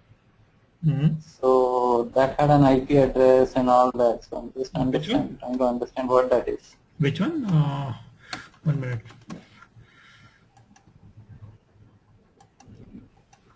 So ls cat. Are you talking about this thing? Minus file. Yeah, I take it that is the input file, right? Yeah. So No, what? no, no. This, not this one. This is the Python script, right? Yeah. But there was one place where you had specified the input file and you had given the Oh, HDFS location. okay. That I've just given the name node. You can Yeah. it's not required. You can in the previous example which I was running. You remember I did not give it. It's all depends. You can give it the name node. So by default your name node runs on your 8020. So I have given the name node fully qualified namespace and by this. So that does not matter. You can say Hadoop fs minus ls. This also. And you can say Hadoop fs minus ls without this also, both will give you same results. So by default it will try to connect with your local the default namespace and will produce the output. Hadoop fs minus ls, so both are same. There's nothing great over there. Even if I say this thing also, this will give you same thing. Okay, but in a real environment, what will it be like? That will depend on your Hadoop cluster configuration. Your name node namespace would be given by your admin. So he would be giving some namespace and that would be using. So here the cluster is created, configured from Hortonworks, and this is the default namespace which is given. Okay. But that will be given So when that cluster URL will have to embed everywhere wherever we are referencing the HDFS. no, that is what I'm saying. You don't have to. Here I reference my file system without giving that, and I got the same output. You can see I got the same output, same folders. So it's just a way you can give it if you want to, but that's not mandatory. That's what I'm saying. It will connect to your default namespace only of the cluster.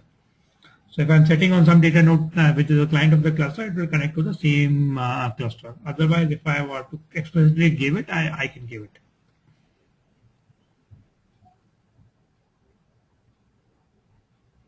So this program runs same even if I run it something like this. Okay, I did not run it directly, but if I ran it without this thing also, this program would remain same because this file output is going to the program.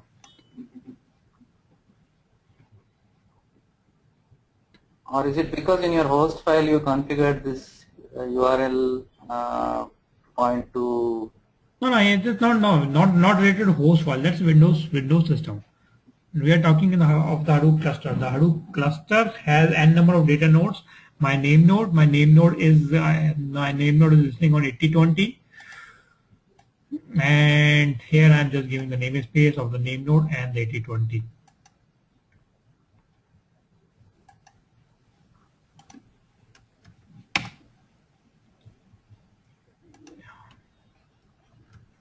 Which HDFS will not work. I guess I'm not understanding how it will figure out where the name node is. So that is all okay. That is all configured in your configuration files. Okay. That is all configured in your configuration files. That is all there in your configuration files. I'm not the correct guy, but I'll just tell you.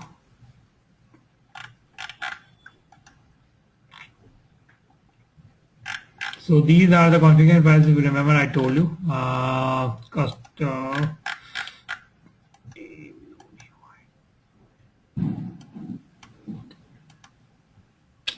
What is IPR? Config.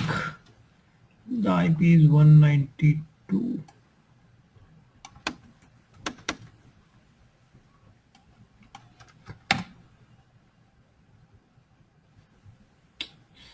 What I did, not the job browser history. What I wanted is this. Name node UI.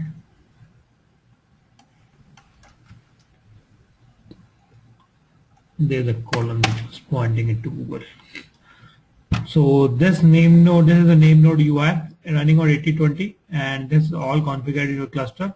In your configuration XML, which I was talking over here, inside your core side, not core side, I think SDF, one of them, either one of these XML files. I have to check it which one it has, and I think probably SDFS. We can check it right away, not problem. And there that will be that is there on each data node. And if you don't define it, that is taken care from these files. That is taken from these files. So if I look into this data node.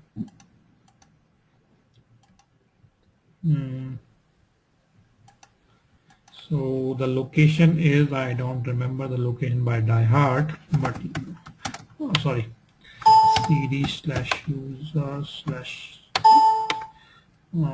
let me check it. I also don't remember it. cd no, not this. Give me a minute. Let me check what is the location.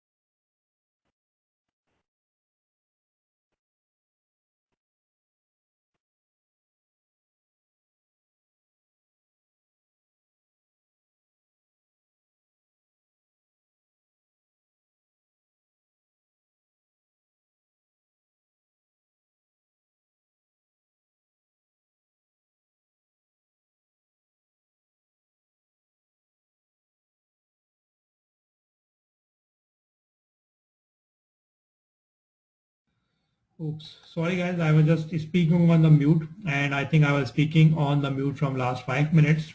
So let me repeat what I was saying. Okay, so you should have prompted me up. I was just speaking on the mute. So, okay. So what I was saying is, if you see over here, there are two folders. So one is conf and one is conf empty. So one has the default configuration for you. If you don't overload the configuration, the default one are taken care of. What I changed on the Ambari UI are updated into your conf folder, and those will be available for you. So if I did a graph for this file, so all these configuration files are available in all your data nodes across the cluster. When I have not defined the namespace, the namespace is taken from this code site.xml. And if I say cat o and grep case insensitive,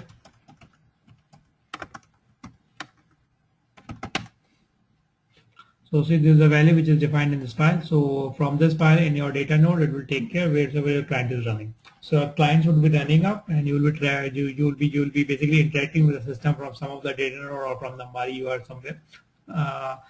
So each node will have these configuration files, and from these files it will be picking up. And the Ambari UI, basically at the backend, when you save from the Ambari UI, these files are updated across the cluster on all the data nodes.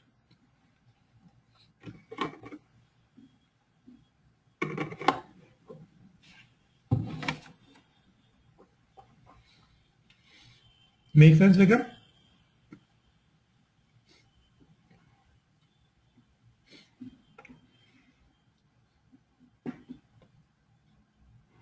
Who said I did not? Vikram, you are saying, yeah, I did not show you the Ambari UI. Okay. Did we talk about this UI sometime in the class or no?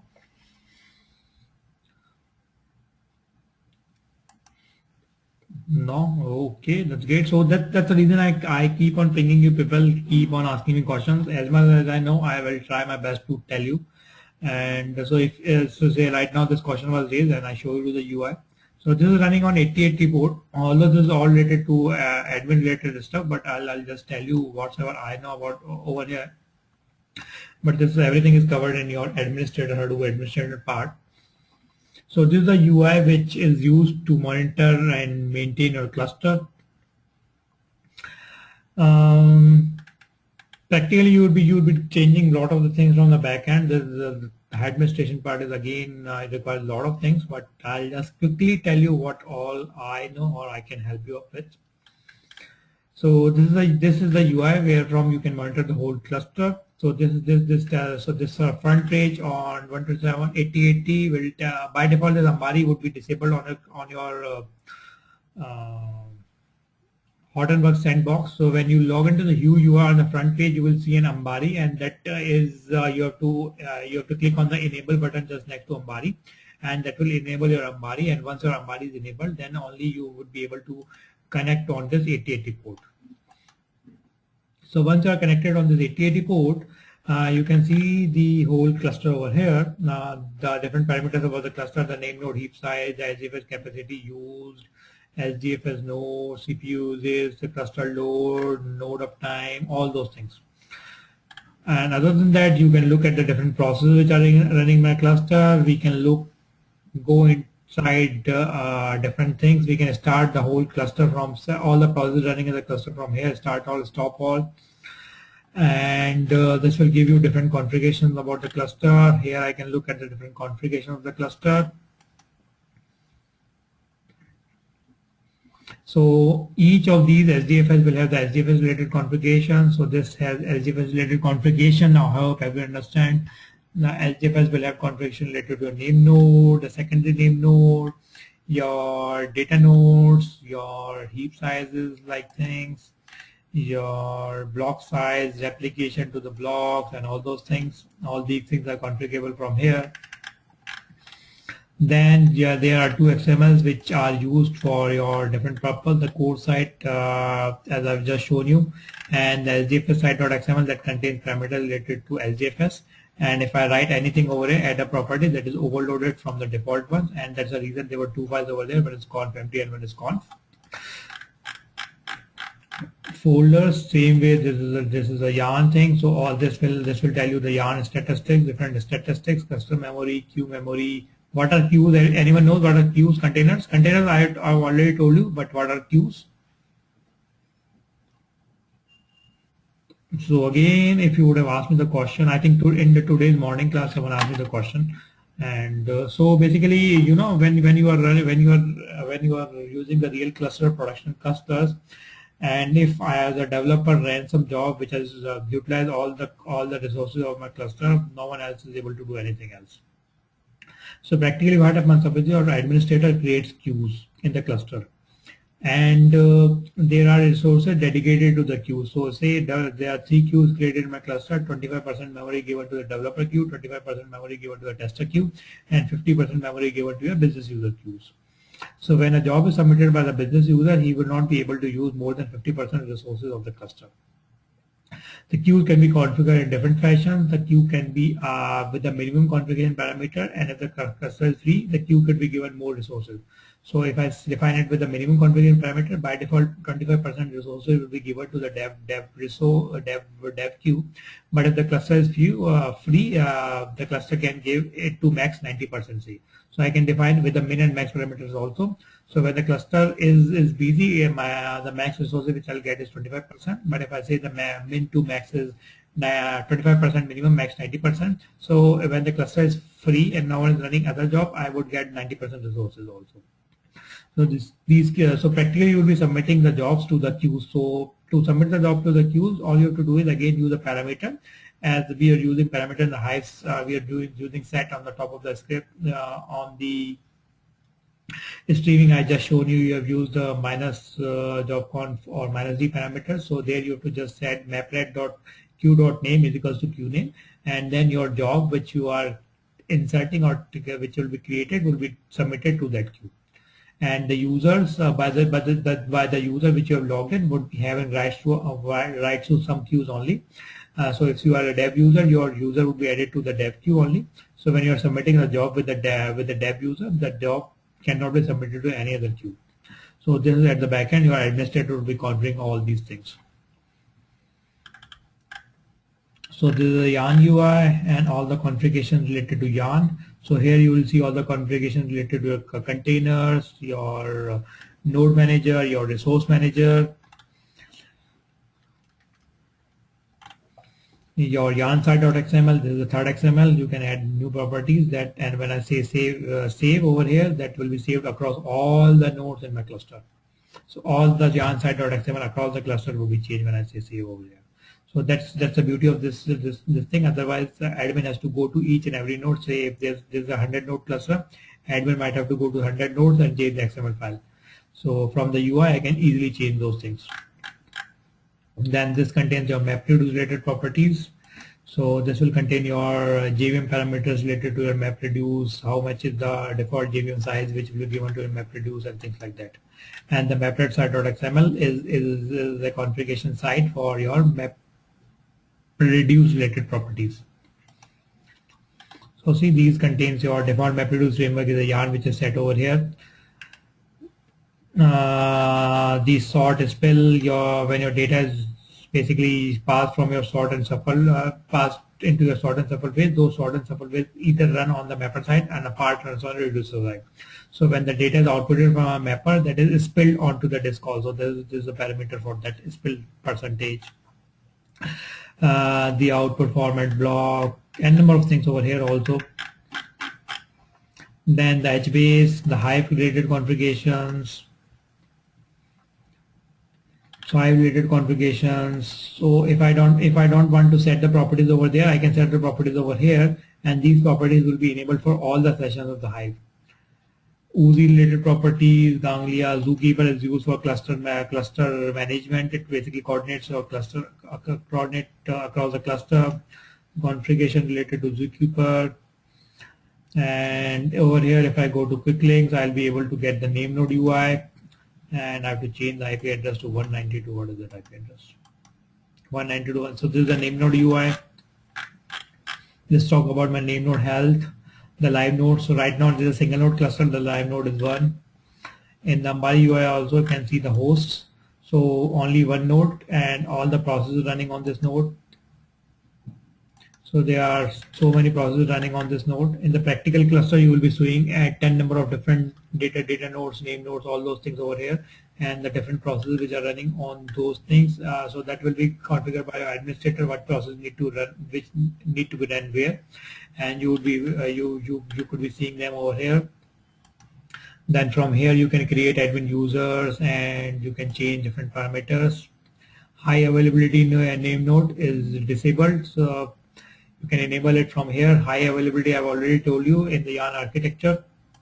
The security related things. Yeah, this talks to you about that disk space usage, the charge for that, the different services which are running.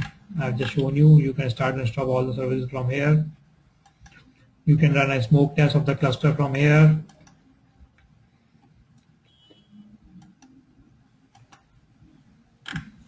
So this is Ambari UI for your Hortonworks. Similar UIs are there for other flavors also.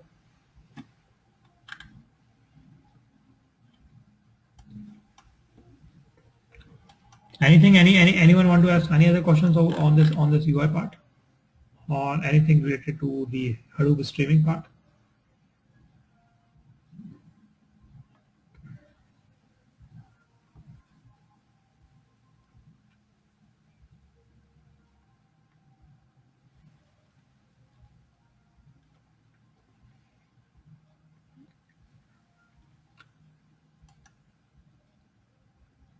Any question, guys?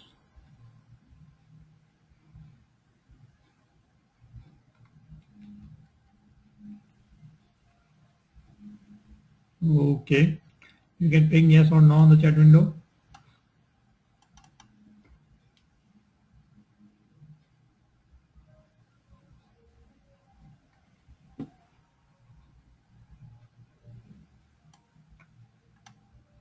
Okay, looks like no questions. Okay, so we still have half an hour left. Shall I tell you the Tableau part or the Uzi part, or do you want to try something, or you want to wind off?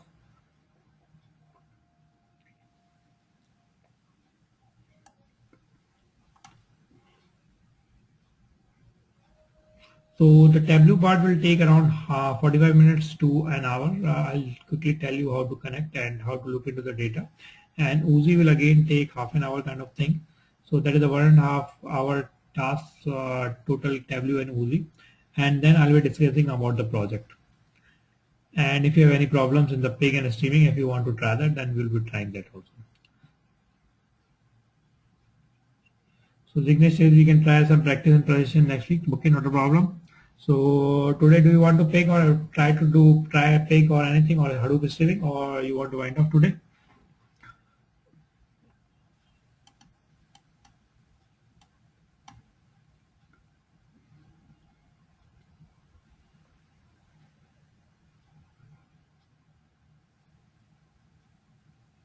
Okay, so Jignesh says we'll practice our own. Okay, what about others? Bhavan, Zubair?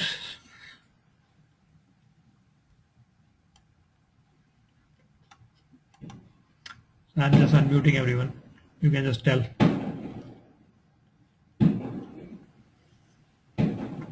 Okay, so the way is saying we'll practice and let you know. So Pavan is saying only takes 30 minutes, we can finish it. Yeah, we can finish it. I can tell you right away. It's all wish. If everyone agrees that I can finish it right away also. Or if you want to discuss in the next class and do some practice in the next class, it's all dependent on you. It's all. I'll leave it to you people.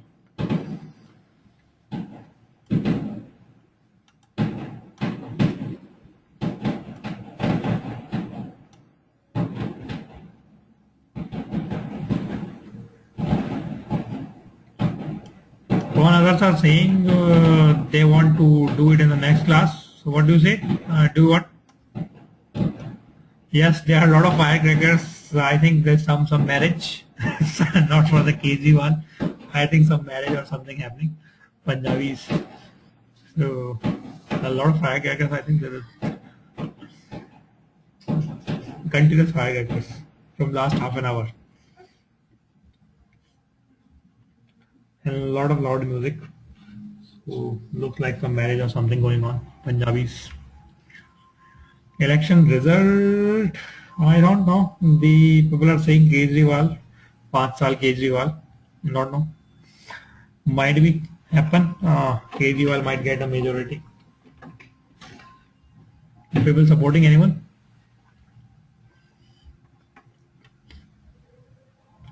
Okay, so Bhavan says he support Modi. So Modi, yeah, people are predicting BJP, but looks little difficult looking at the exit poll. But anything can happen in the real election. Let's see. Wait for 3-4 more days. Not even 3-4 more days. 10th. It's 8th. Now on the Tuesday, results would be out.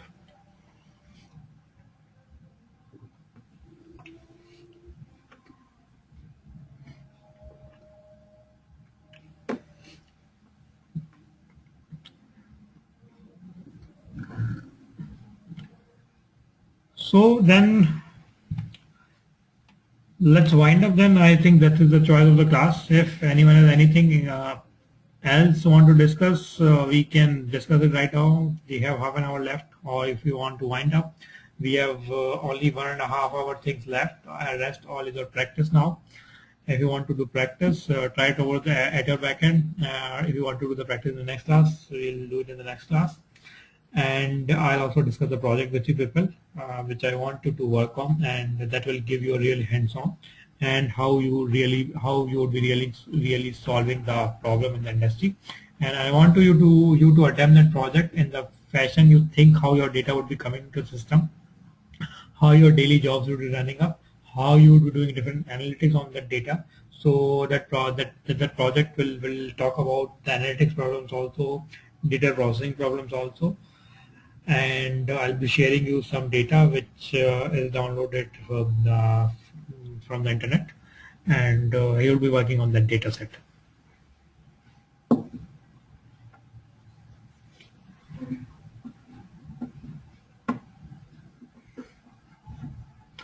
Okay, then let's meet next class, and that class would be based on your practical. If you have some queries in the practical, that class would be 3 hours. Otherwise, if you don't have any queries, and if that class might be shorter up.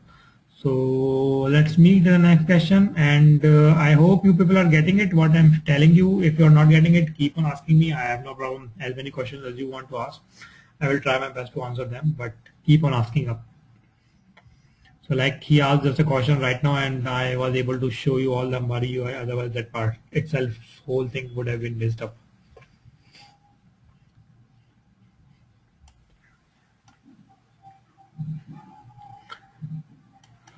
Okay then guys, have a good day, and let's meet next week. And I think only one class would be sufficient the next week. If you have any questions, we can have one more class. But after that, rather than having a class, I'll request you to do the project. And once you do the project, and after that, it will make sense for us to meet back again. So we'll decide over the email once you are done with the project, then only we'll meet back again over the class. Otherwise, it will not make sense if you do not attend the project. Thanks everyone. Then bye bye. Have a nice day.